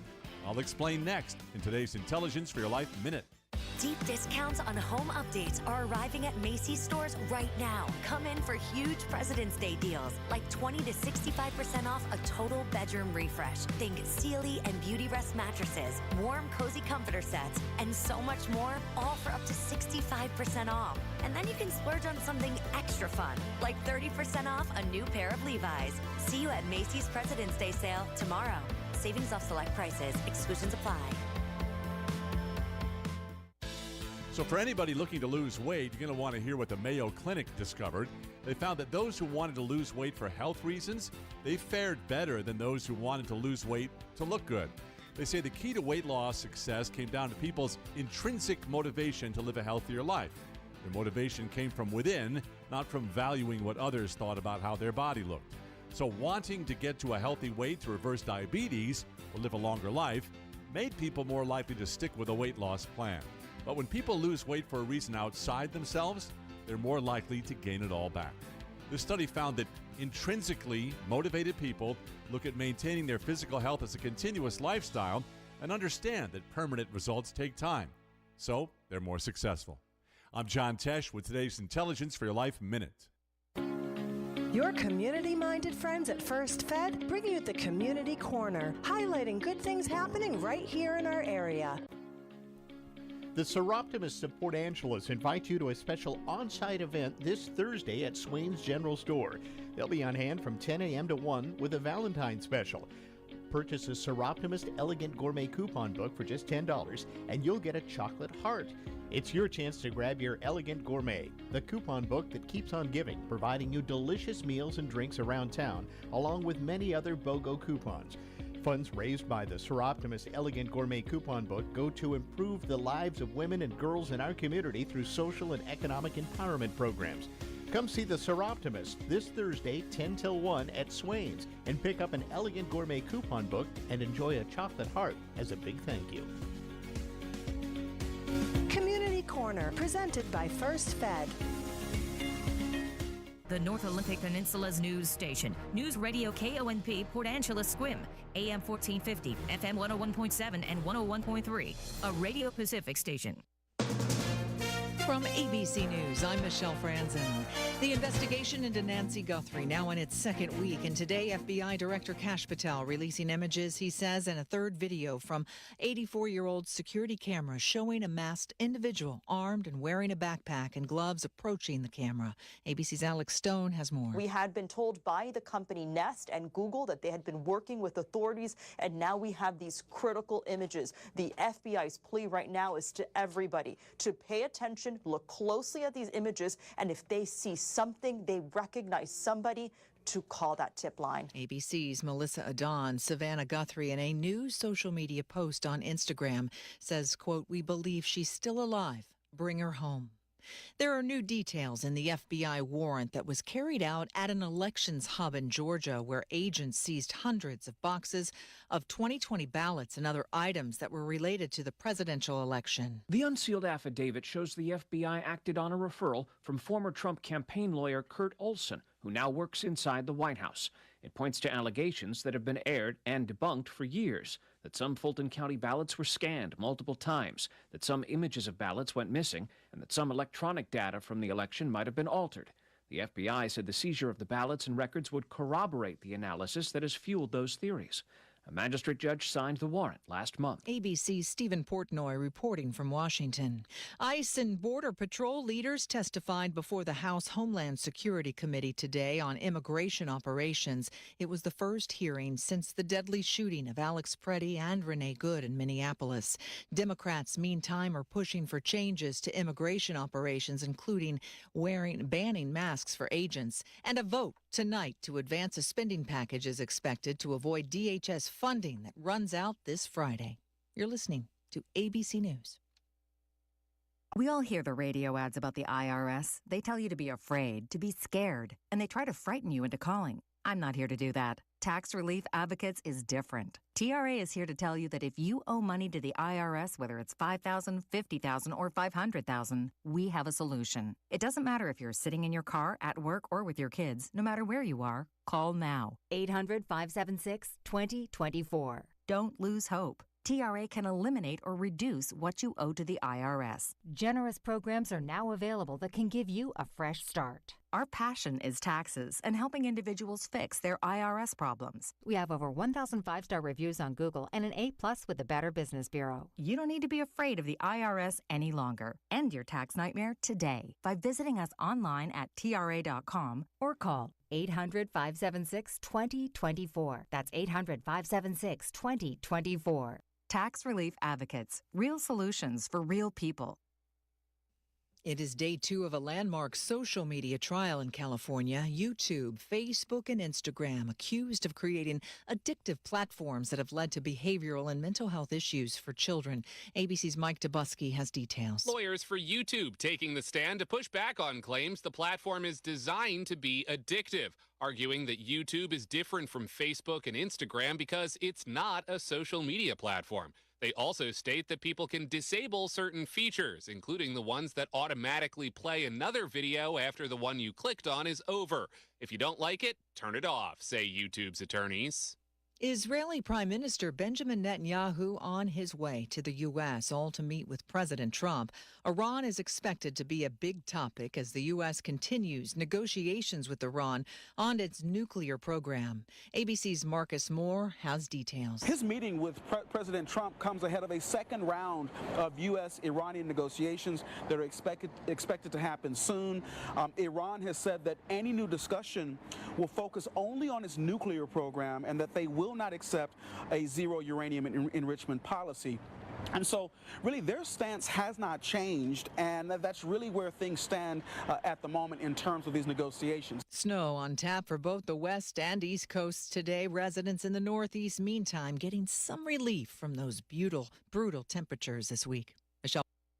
As each season changes, one thing stays the same. Airport Garden Center is always here to help your yard and garden grow. Airport Garden Center opened for business in 1977 as a pet, plant, and feed store by Eldora and Floyd Matthews. The family-run operation continues with Mark and Betsy Matthews passionately managing the business to this day. Their family provides your family quality service, products, and expert advice for a fun, rewarding, pet and child-friendly shopping atmosphere. We love helping you plan next season by offering monthly special savings too. Go to airportgarden.biz for current specials and seasonal classes and events, or just stop on by our spacious indoor-outdoor garden center on Edgewood Drive in Port Angeles to chat with the experts. Airport Garden Center, planting knowledge, growing gardeners since 1977.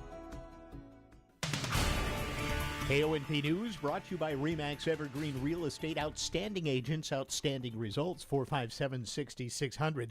A proposed millionaire's tax cleared the Washington Senate Ways and Means Committee this week. The bill would impose a 9.9% tax on personal income over $1 million. Supporters say the measure would address inequality and would boost funding for public defense services. Opponents warn it could hurt the economy and eventually lead to an income tax on everyone. If approved, the tax would take effect in 2028, collections in 2029. Port Angeles preparations are underway for the annual Welcome Back Coho celebration, marking the return of the ferry service to Victoria. This year's event set for February 19th, with live music, dignitaries, and a noon arrival of the Black Ball back to its terminal in PA. Here's your News Radio KONP forecast, brought to you by Olympic Game Farm. Mainly sunny this afternoon with daytime highs approaching 47. Winds out of the northeast around 5 miles per hour. Partly cloudy skies with fog in spots. Tonight, lows level off around 35. A mix of clouds and sun and foggy early tomorrow. High temperatures reach up to 47. 48 Thursday with a chance for isolated showers. 45 Friday, chance for showers continues. Looking at the long range, 43 Saturday, 43 Sunday, and 43 on Monday. That's a look at your forecast. I'm meteorologist Paul Trombley. Right now, it's 46 degrees.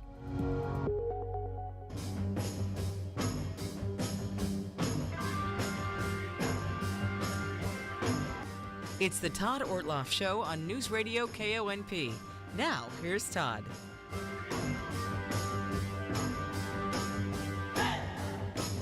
All right, welcome once again to the program today. First segment, we're going to talk with our good buddy, Sam Grillo, back up from downtown. Last time I talked to you, you ran literally here. I'm glad you drove today. Yep, so. Absolutely. I'm full of breath today.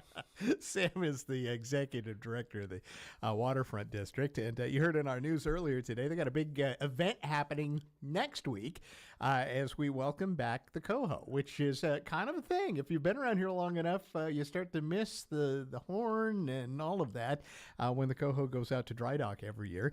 And in the last couple of years, there's been an effort to have a kind of a formal celebration to welcome it back. And it's coming up a week from Thursday, not this Thursday, but a week from. So Sam's here to talk about it. Good to have you. Let's. So what do you got? You've made it bigger this year, I understand. Yeah, that's right, Todd. The Black Ball is so important to Port Angeles, and so it really deserves to be celebrated. You notice downtown when the boat is not running, there are fewer people. There are less Canadian accents downtown as well, which we miss. It's a big deal. There was a 2019 study that was commissioned by Black Ball that said that over 600 jobs in Port Angeles rely on the Black Ball ferry. In a town of 20,000, that's about 3% of our workforce. That's a big deal. And about $64 million annually goes into the Port Angeles economy because of the Black Ball and our connection with Victoria. Yeah, so we should rightly welcome it back. Oh, absolutely, absolutely. So, it's exciting. This year, we're doing it a little bit bigger. We're getting the Port Angeles High School band to come out, and they're going to be performing to welcome back folks coming off of the boat. We're getting some poutine and Tim Horton double-doubles delivered off of the boat. Okay, so the Canadian theme, delicacy stuff, yeah. Exactly. And if there are any other delicacies from Canada, please do let me know. I'm not sure. But so we're excited. We're going to have some cheeky signs. Last year we had about 250 people show up. We're looking for something similar this year. Okay. Last year there was a lot of, a lot of this had to do with some of the tension that was happening across the border. We still have that somewhat, maybe not quite as what it was last year, but does this play into this at all this year? Well, it's definitely an element, but we are not protesting anything, right? We are celebrating the long-standing relationship between Victoria and Port Angeles and the boat that connects us, the Coho.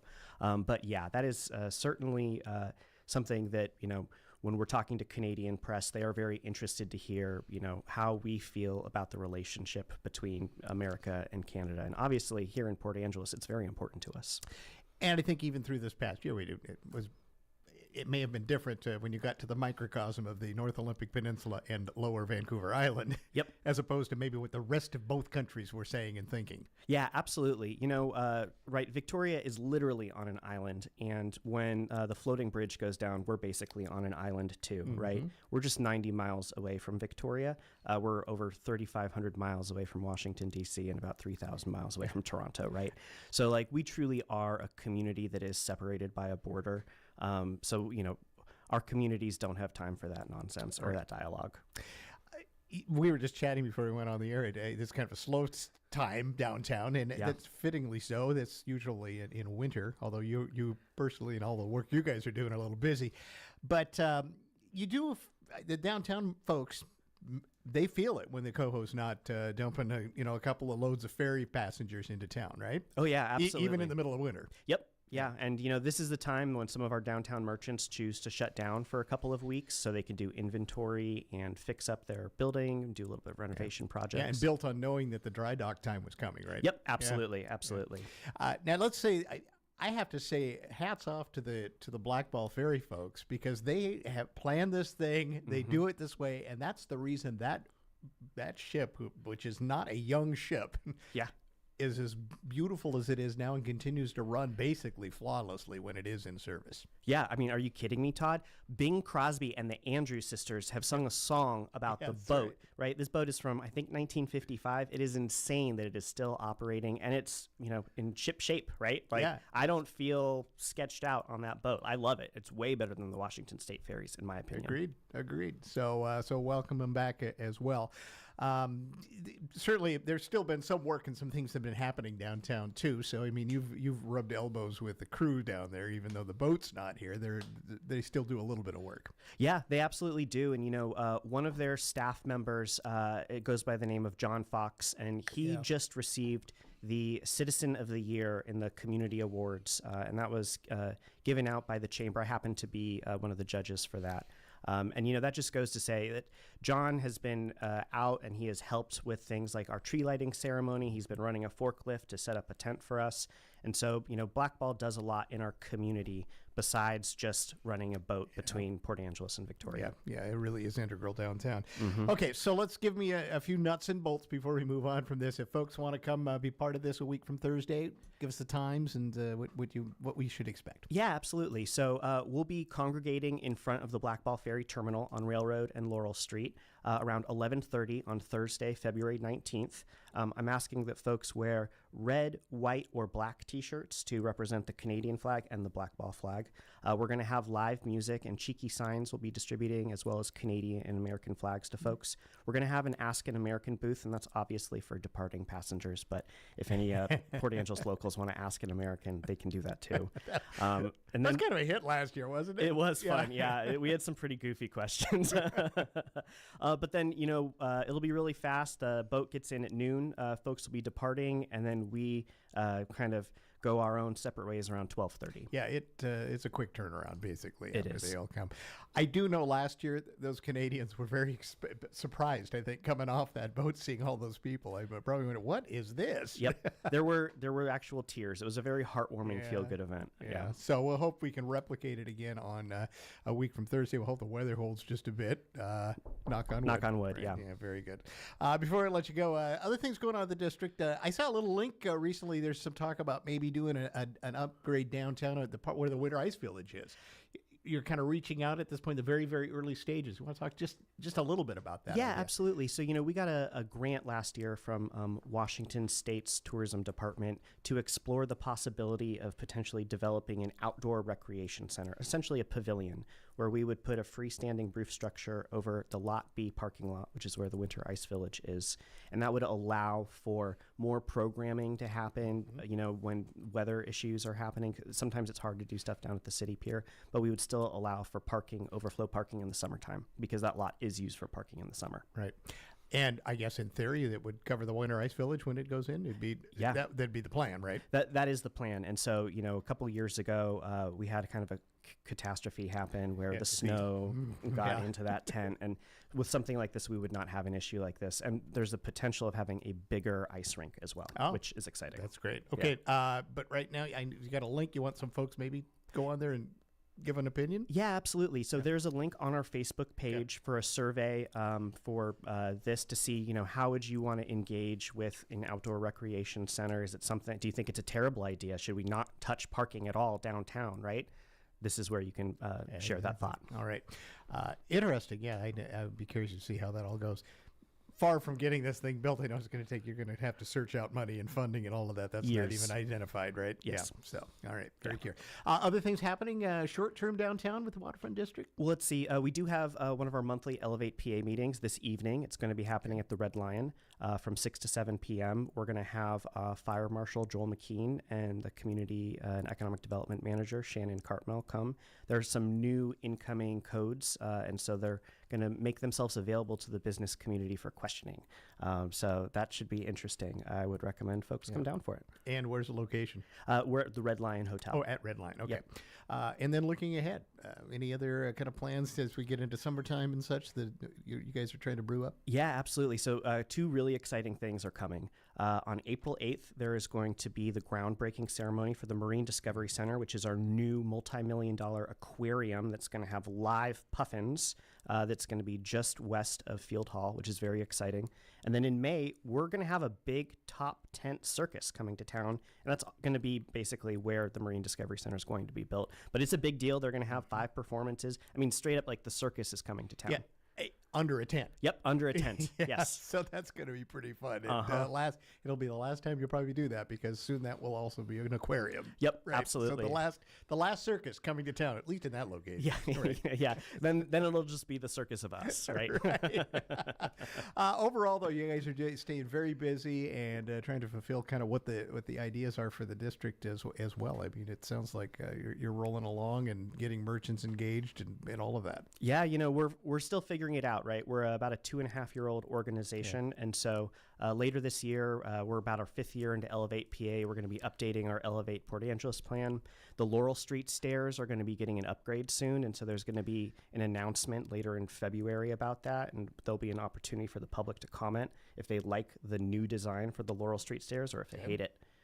So that's coming soon too. All right. So it sounds like I'll have to have you back pretty soon. I guess so. Yeah. All right. Sam, great.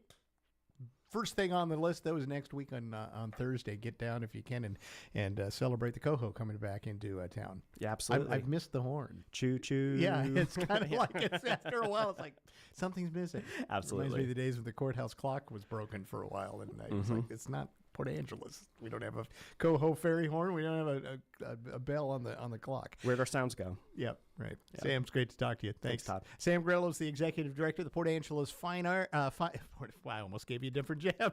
Hey. Waterfront District. They have some fine art kind of down there as well. I'll give you that much.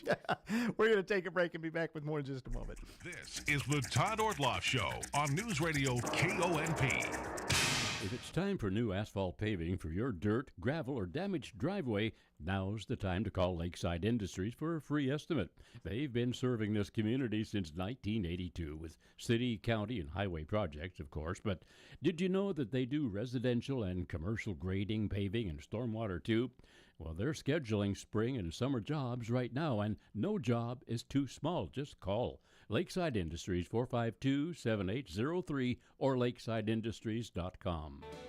Hey, it's Trina here at West Alder Storage in Squim. Are you needing additional storage? Boy, do we have a great deal for you. $20 off your monthly fee, and with our Seahawks Super Bowl 60 special going on, you can get $60 off your first 2 months. Wow, $60 off. So if you're in the need of storage, give me a call at West Alder Storage. 683-9497. Again, 683-9497. It's time for your Port of PA Today. Hello, this is Port Commissioner Connie Beaufet. The Port of Port Angeles continues to keep busy attracting even more business and jobs to our area. We've been sharing the exciting news about the new aviation company Citizen Air expanding operations at Fairchild. The port also welcomes Port Angeles Composite, a subsidiary of Honda Aircraft Company, developing operations with their purchase of ACTI. This news brings the potential for new, well-paying jobs as Port Angeles Composites expands its business of manufacturing composite aircraft parts. We're also delighted about Brix Marine, growing its production capacity and broadening their range of products. By committing to our area's future, the great companies working with the port are transforming how our county will connect with the world beyond. This has been your Port of PA Today. Fair weather turns our thoughts to outdoor projects. Hi, this is Clallam PUD, and we want you to be safe so you can enjoy the results of your hard work. It's easy. Call 811 2 business days before any work involving digging so underground utilities can be properly located and marked. Visit ClallamPUD.net for more safety tips about outdoor projects and more. Clallam County PUD, bringing energy to life. Are you thinking about a new roof, siding, or windows for your home? Give Tri-State a call. Tri-State installs GAF roofing products, James Hardy siding, and Pella replacement windows. And right now, Tri-State is offering huge savings. The first step is a free estimate. Call 360-208-2222 or visit tristate.pro. Tri-State Roofing, we got you covered.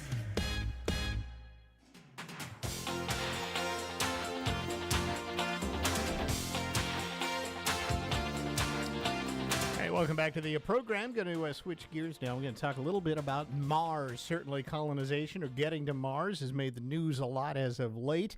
Joining us now is award-winning author and molecular biologist Richard M. Anderson, who's got a new novel out called Outbound Meta Mars, imagining a future where humanity has escaped Earth only to face its deepest ethical questions on a fully colonized Mars.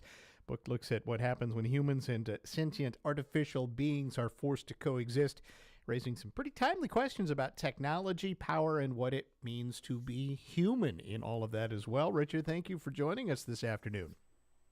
I'm very happy to be here.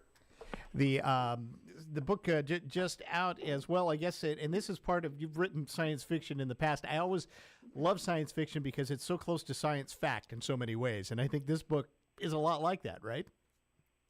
I tried to make it as close to science as possible, which I think adds a dimension of reality. So tell us a bit, I guess, from the author's perspective, what how you came up with this idea and what really takes place in this novel. It's a second book in a series. I'm actually working on the third book right now. So the first book was inspired by a nonfiction science book I wrote on evolution, the evolution of life. Big Bang to Space Colonies was a science book, and I covered a lot of different sciences in that book. And when I ended writing that, it was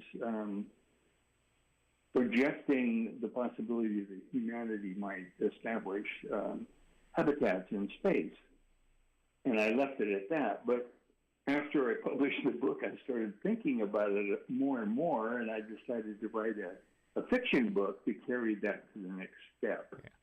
Yeah. And that was Outbound Islands in the Void. And that kind of laid the whole map of this process, this evolution into space. And then Meta Mars focuses on Mars, of course, but the backstory, the other two books kind of contribute and build up to the point of Meta Mars. Mm-hmm.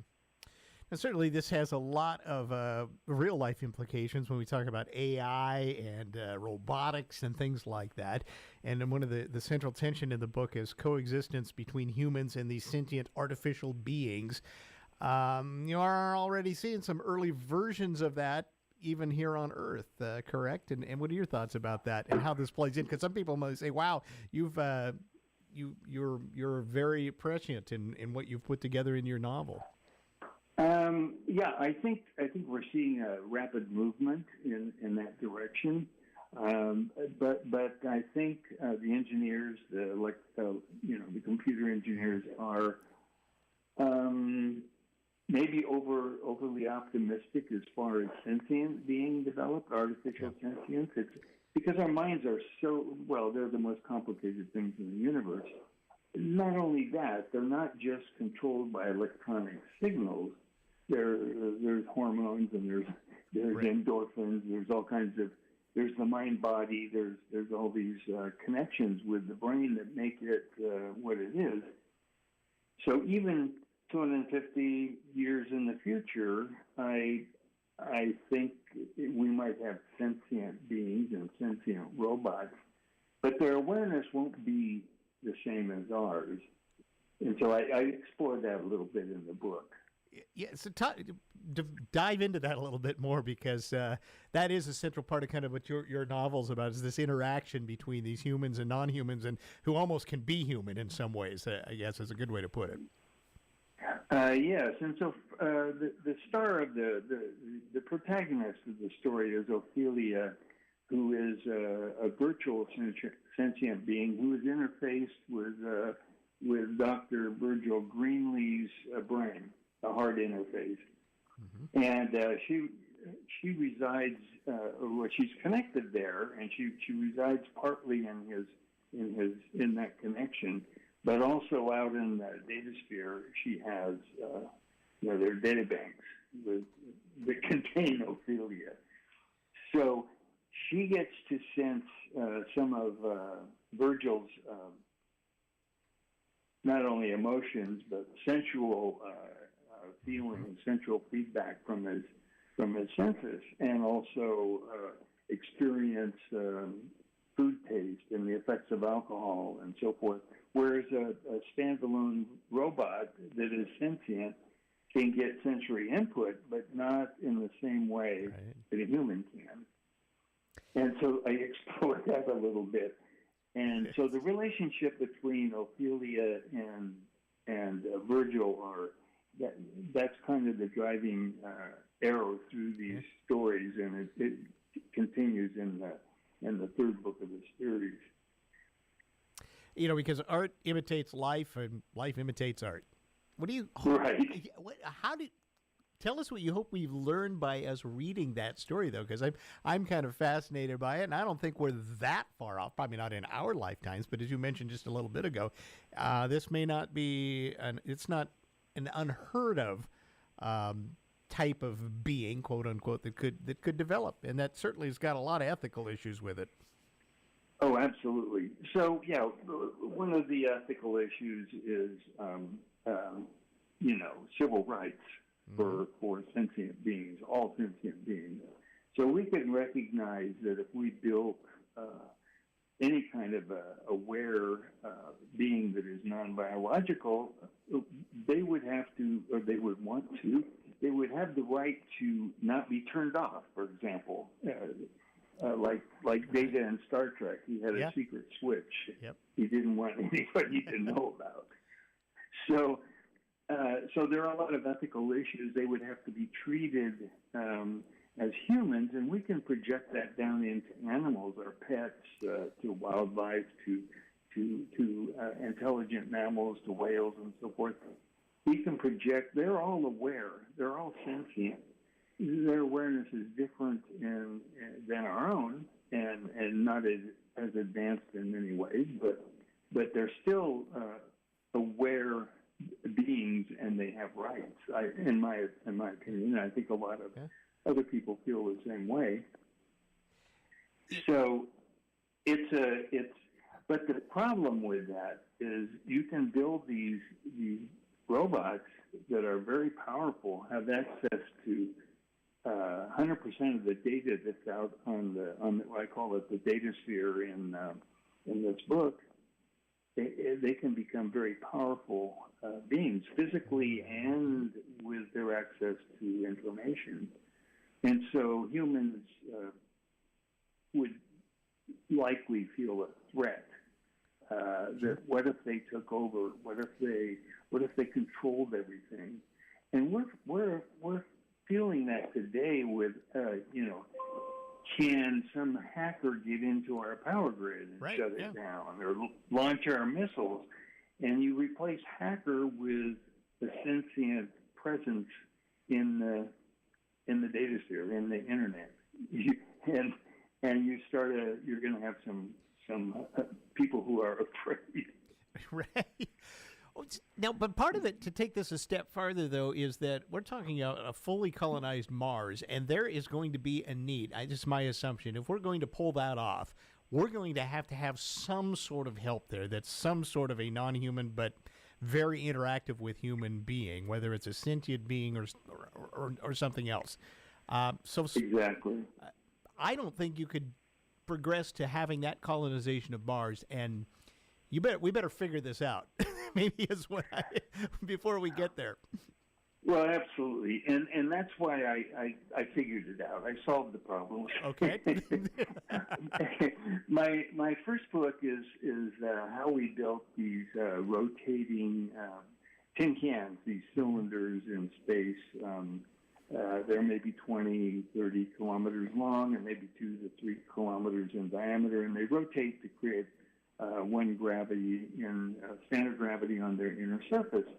And then you build your habitat, and you build out the environment. So because my background is biochemistry, molecular biology, and microbiology, I take the viewpoint from the biological. I take a biological viewpoint and build the story based on how you would have to build environments there, and you would have to have a standard gravity. Right. We don't do well in reduced gravity. So that's an issue on Mars that I also address because we're at 38% Earth gravity on Mars. Mm-hmm. And so I invented twirl towers. And by the way, to settle on Mars, we can't live on the surface. We're exposed to UV radiation and lots of cosmic radiation because Mars doesn't have a magnetic field. So there's a rift you may be aware of around the equator of Mars. It runs about 4,000 kilometers, like a super Grand Canyon, up to 10, 20 kilometers across in places, and maybe 10 kilometers deep in other places. It's a huge rift. So I cover that with a structure and then regolith from the Mars surface and create the cities and the environments beneath, adding the atmosphere and all the other components. Interesting. Okay. So so then you're protected from the radiation and you're protected from where you have the atmosphere. And to do all of that, you need a whole infrastructure in our solar system. For the first novel, that's what I do. I have a station out at Cirrus in the asteroid belt that delivers raw materials to a place called LE5, which is Earth Lunar Lagrange point 5, which is a gravitational rotational balance point. I call it LE5. So you develop this infrastructure in space using robotic space vehicles all over the place because the environment is really too hostile for humans to work out there very long, an hour or two. And so you have to build that whole infrastructure in before this civilization could be possible on Mars. You can't deliver all of that stuff from the Earth gravity well. Do you think? I think Elon Musk thinks he can. Yeah, well, exactly. That's maybe different than what the vision that we're hearing from some folks at this point. Do you think, just in your opinion, we colonize Mars, we can do it without having, robotics help, so to speak, what could evolve? No. Okay, so we would have to have something that could become a sentient being if we Right. didn't put some guardrails on that. Absolutely. So you would have, at the very least, you'd have very intelligent robotics and robots. And there are resources out there. Titan, the moon Titan, I think that's around Saturn. That moon has lots of methane. It has a methane sea. So, boy, that's a nice thing for rocket fuel. You combine that with liquid oxygen, you've got a lot of power. So you're going to be needing a lot of rocket fuel in space. So, there are resources out there. The asteroid belt has basically three belts.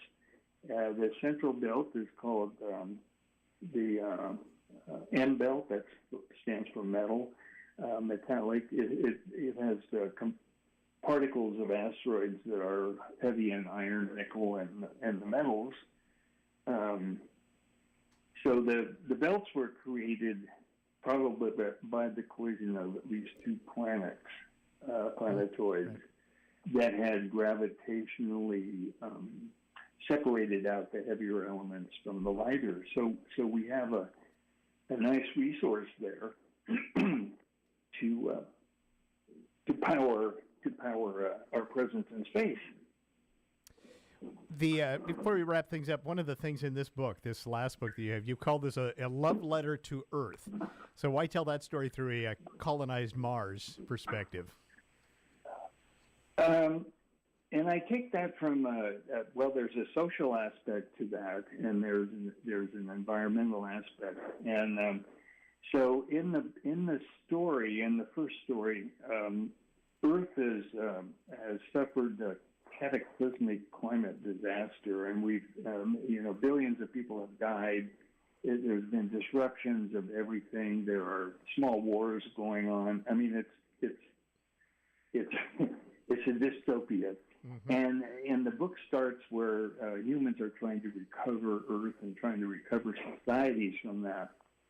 So the story is based on that. And part of the solution is to go out for resources in outer space, in our solar system, and bring a lot of those resources back to help Earth out. And the other component is, if we go into space and learn how to live there, if we learn how to develop environmental systems in space, and we learn how to develop societies that can live in confined, close quarters and confined and controlled conditions, that knowledge and that information can be used to come back and help Earth in things like food production and other programs, because you're going to have a concentration of highly qualified people out there: engineers, scientists, biologists, psychiatrists. Yep. the whole spectrum of human knowledge, and so they would be isolated and separated from the politics and the wars of Earth. So they would be able to, and it would be to their, it would be absolutely necessary that they solve all these problems for their own survival. All right. That was I get it, yeah. Interesting. It's all in Outbound Meta Mars. That's Richard M. Anderson's latest book, and what is, I think, a deep thinker, you might call it that, and I think that's what he hopes you will do if you do pick it up and read it. Richard, it's been a pleasure having you on, talking a little bit about this. We'll have to get you back on again, because I have a feeling some more in this series is going to be coming from you down the line. I certainly hope so. All right. Richard M. Anderson there. He is an award-winning author and molecular biologist. His new book, Outbound Meta Mars. Check it out. We'll be back with more in just a moment. This is the Todd Ortloff Show on News Radio KONP. Step into Spoon Bar Suites in downtown Sequim, where everything feels just a little more magical. Their hand-scooped milkshakes are pure happiness in a cup, but the bakery case? Oh, that's where the love lives. Cookies that melt in your mouth, golden pastries, and cupcakes topped with clouds of frosting, all baked in-house with a whole lot of heart. Sit and relax inside with a cup of Rain Shadow coffee. Spoon Bar Suites, bringing a little extra sugar to your day every day. Here to provide a little insight on the local real estate market is May Graves. Thank you, Todd. There's certainly a lot going on in the real estate market, and some of it might surprise you. Home prices have been rising nationwide for more than a decade. This is called a seller's market. But currently, the market is cooling off. What does that mean? It means less panic buying, less home sales falling apart. It means more time and room for negotiating. It means less liability for sellers when buyers aren't rushed. It means real estate services like home staging become essential. It means top quality professional photos and cinematic video are not optional, they are a must. Market conditions are shaped by multiple factors. Let's see what the Bring Market has in store. If you want more information, call me, May Graves, Real Estate Market Pros, 360-461-1922. Hi, this is John Holm, president of Tri-State Roofing, your local and family-owned company covering the entire Olympic Peninsula area. The difference with Tri-State Roofing is we separate ourselves with the quality of products we offer, customer service, including an A-plus rating with the BBB, solid safety plans, and the best labor guarantees around. Call 360-208-2222. Tri-State Roofing, we got you covered. Bathfitter is celebrating over 42,000 installations in Western Washington.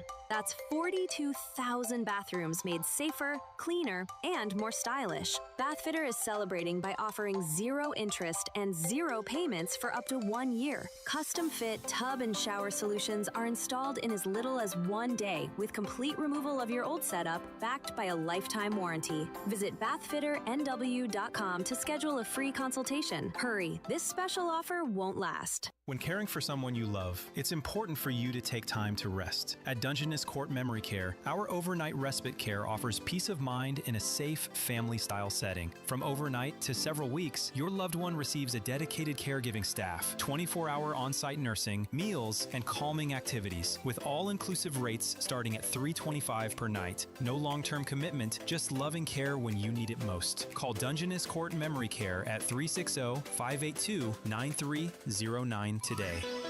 This is News Radio KONP. It's the Super Smart Top Special at Olympic. Save on a new hot tub and get a free Smart Top cover worth $3,700. Super Smart Top special savings will make you feel, well, super. OlympicHotTub.com. Better you, better life. Welcome back to the program. Certainly been following in the news as of late what has happened in Venezuela. But what about those who are from Venezuela living in our area and their thoughts about what has happened back in their homeland, as well as, how they're feeling about it here in Washington State? And so joining us on the phone, we have somebody to fit just that bill. Virginia Gonzalez joins us. And Virginia, I appreciate you taking a few minutes to talk with our listeners. Thank you. Thank you for the invite and for giving us a voice. Absolutely. So let's talk a bit about, I guess, your reaction to what has, happened in Venezuela, and maybe the first part of that is how long have you lived outside of Venezuela now and here in Western Washington? Almost 10 years. Okay. So you've been away from this for a bit. Take us through what life, had evolved in Venezuela, and then your reaction to what has happened as of late down there. Well, I will say that I'm part of what we call the exile, Venezuelan exilies. So I've been away of Venezuela, but my family still lives there. So I'm very aware of things and how that had happened. So it's been a roller coaster for us all these years when we were there, now that we're outside, and how we have lived and suffered as a consequence of what was going on in Venezuela, the political crisis and humanitarian crisis as well. So in 2016 was the year that I left, and I think that was one of the hardest. And for Venezuelans, people were eating out of trash cans, and there was no food. So it wasn't even a matter of, do you have money? There was literally no food at all in the streets. And that's one of the times that a lot of people just flee to whatever place they could go. So can you remind me? No, you're just doing fine. I'm perfectly explaining what's happened there. You had lived, though, from the time when, Venezuela was very prosperous before that. Do you remember before, things turned to as bad as they got? Well, I'm kind of lucky in the sense of that I knew Venezuela when things worked. Yeah. So I can compare. A lot of people never got to know that Venezuela. Yeah. But we will be very naive to think that something bad happened out of the blue. So we did have some sort of prosperity, or it looked like we did. But what was really happening is that some decades of bad administration where they will make the people believe that, things are cheap, but no one will talk about how things were subsidized. So the economy wasn't as good as Venezuelans used to believe.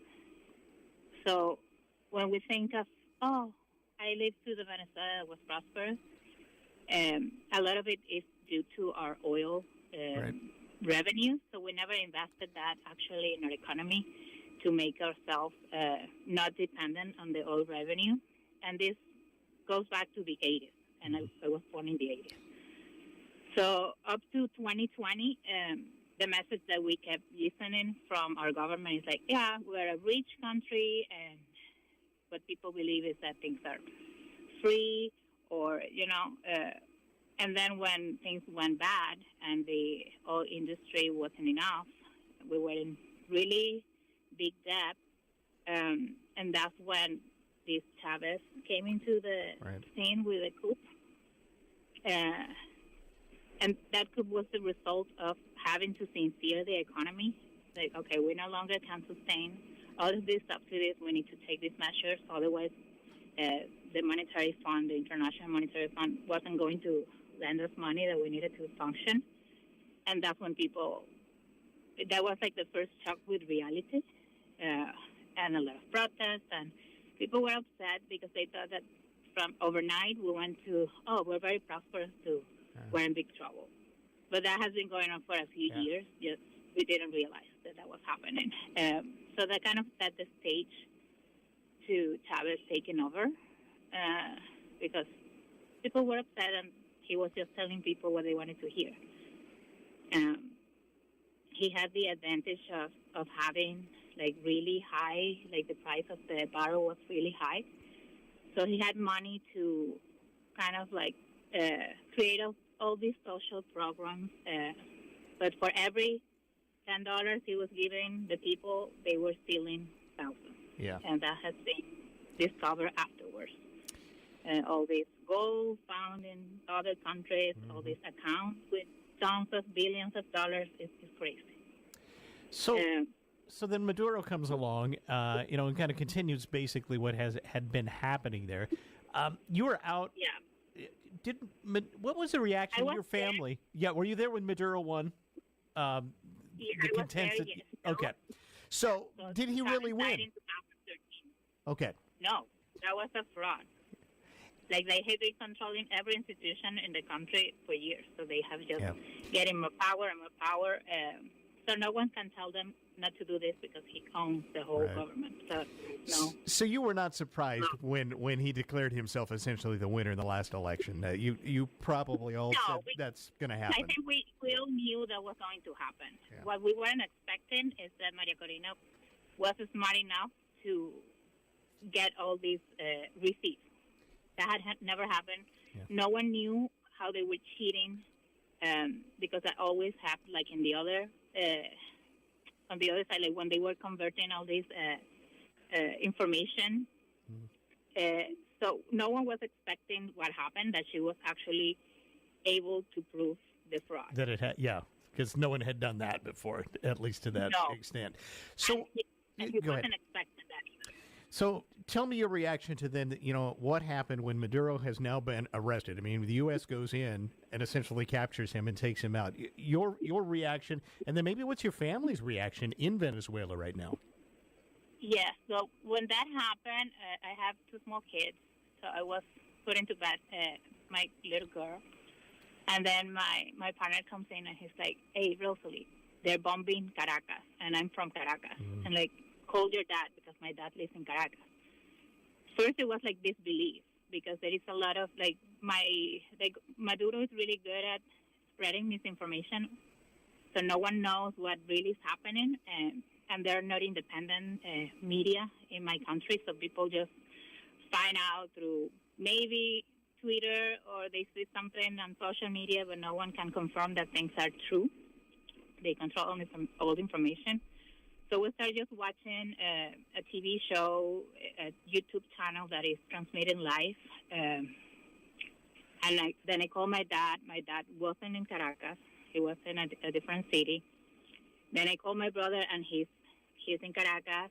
He's in the street, and he's confirming all this information.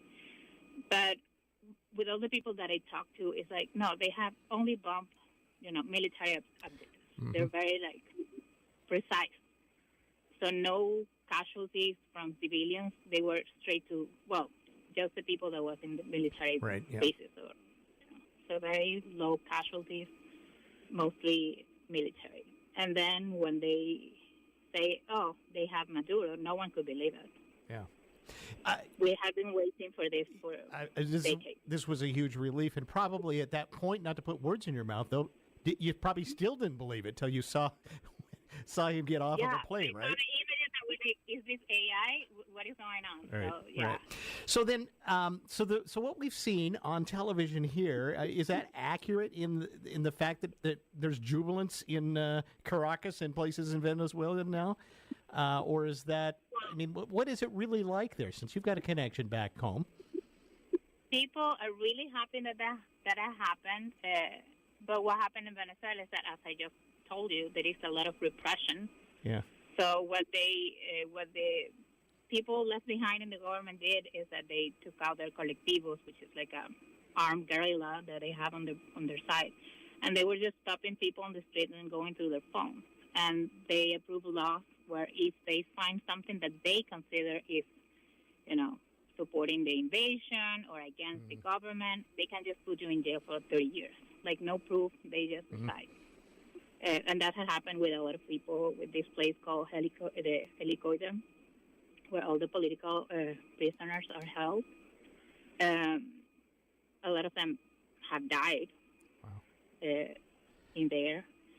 So there is a lot of fear. So even though people are happy, they cannot celebrate in the streets. Yeah. And the other way that the government takes control on people is basically they starve them to death. I don't know if you are aware of like salaries in Venezuela. The official thing is like $1 a month.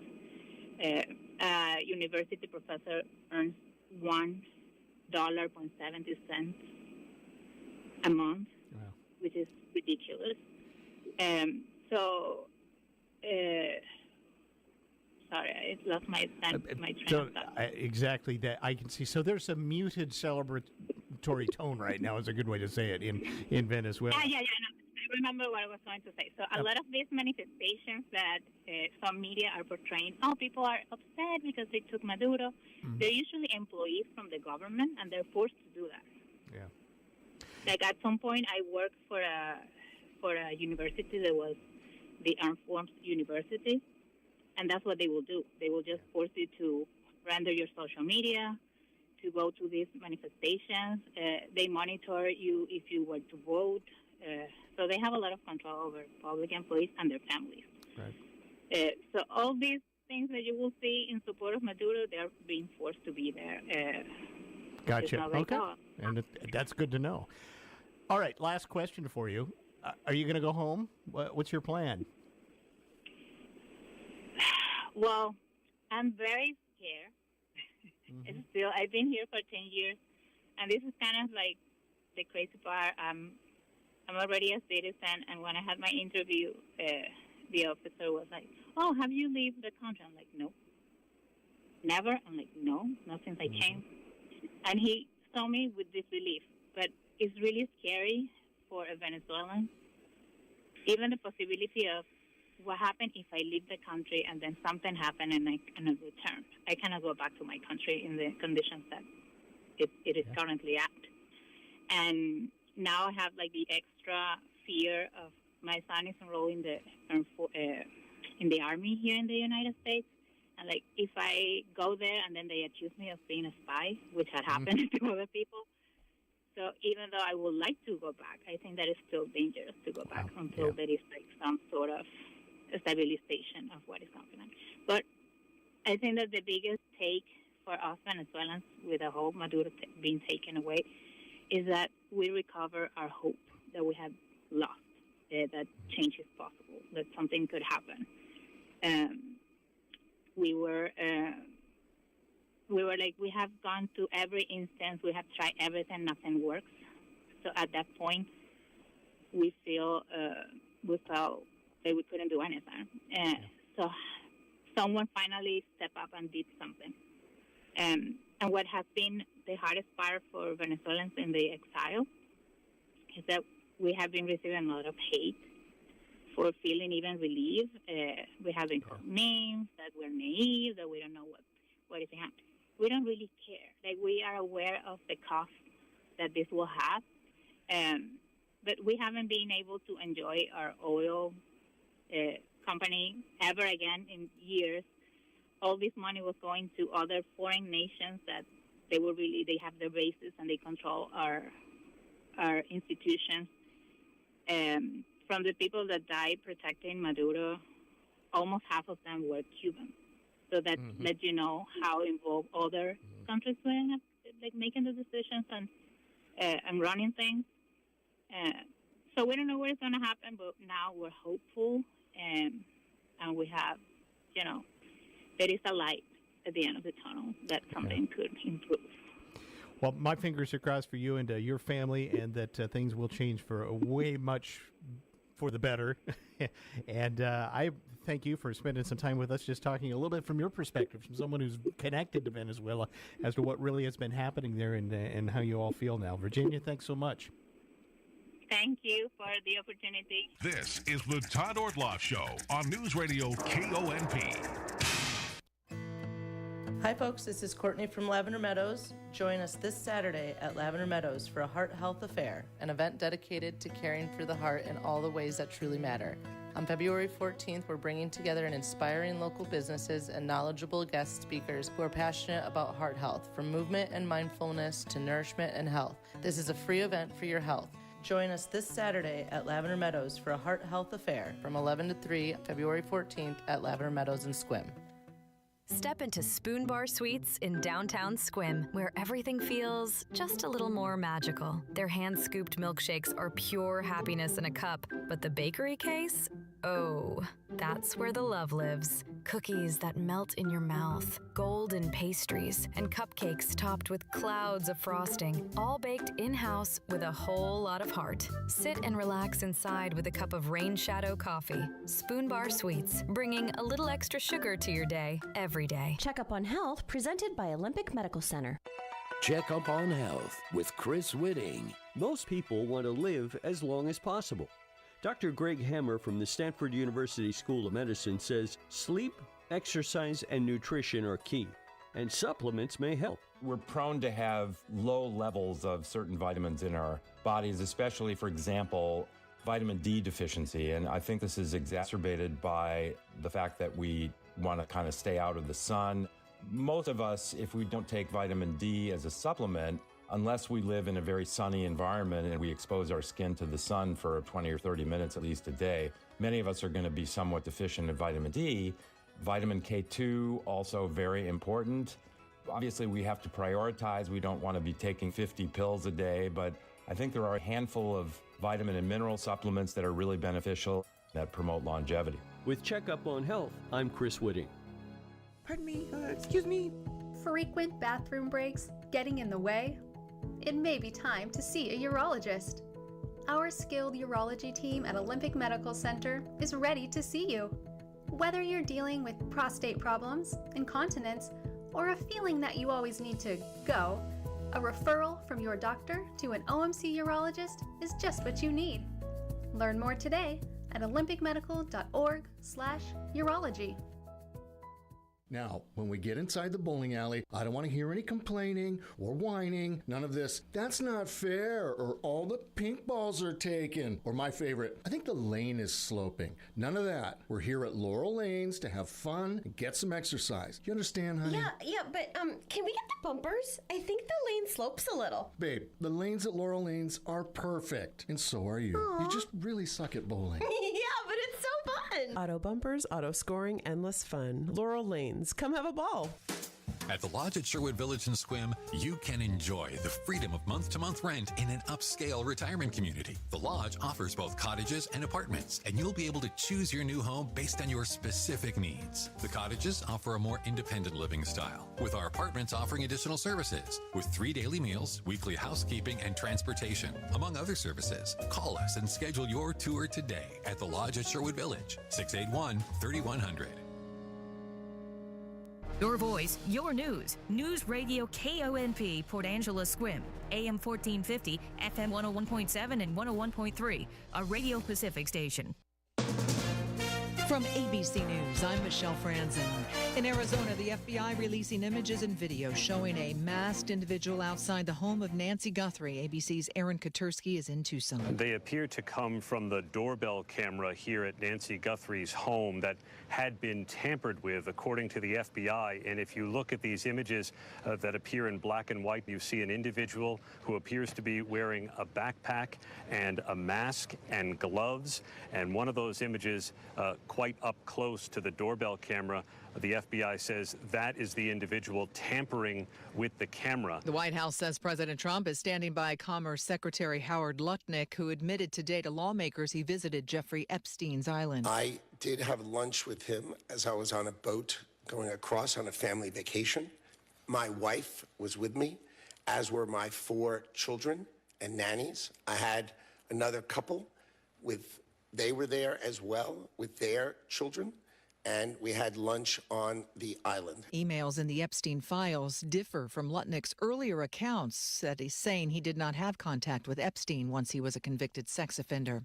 The White House also not offering clarification on new details in the Epstein files involving President Trump. A former Palm Beach police chief who was investigating sex trafficking allegations against Epstein says he told the FBI that President Trump called him in 2006, according to a source familiar with the timing, and told him, quote, "Thank goodness you're stopping him. Everyone has known he's been doing this." Press Secretary Caroline Leavitt said she didn't know whether that call happened then. What I'm telling you is that what President Trump has always said is that he kicked Jeffrey Epstein out of his Mar-a-Lago club because Jeffrey Epstein was a creep, and that remains true. And this call, if it did happen, corroborates exactly what President Trump has said from the beginning. Karen Travers, ABC News, the White House. You're listening to ABC News.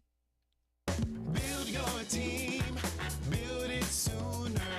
Meet your match on ZipRecruiter. I know that hiring can be challenging. You need someone to match your role perfectly. Well, now you can meet them fast on ZipRecruiter. Need to hire right away. Start your search for strong candidates. The right fit awaits. All your roles, fill them sooner. Meet your match on ZipRecruiter. Just head to ZipRecruiter.com/free right now to try it for free, and you're on your way to meeting your match. 4 out of 5 employers who post on ZipRecruiter get a quality candidate within the first day. So try it now. Go to ZipRecruiter.com/free. That's ZipRecruiter.com/free. Meet your match on ZipRecruiter. Try it free.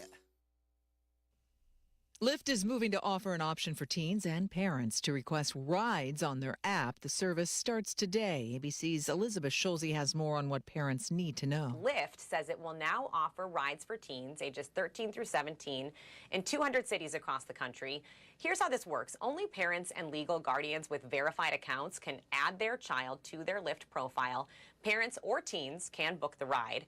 Your child is going to have to show a PIN number on their app that matches the driver's PIN before the ride starts, and parents will get a text with a link to track that trip. Protests planned in New York City tonight outside the historic Stonewall Inn after the Trump administration removed the rainbow flag that once flew outside the site of the deadly police raid in 1969 and has since become a symbol of the gay rights movement. Community leaders and activists are expected to gather outside the Stonewall Inn this evening to protest the removal. LGBTQ+ advocate Jay Walker posting on social media, the plan is to express our outrage at the Trump National Parks Department's erasure of our history and our flag. The Interior Department says the rainbow flag, which was on federal land, was taken down in accordance with Trump administration guidance stating only the U.S. flag and other authorized flags be flown on NPS-managed flagpoles. Mike Dubusky, ABC News. The Stonewall Inn was designated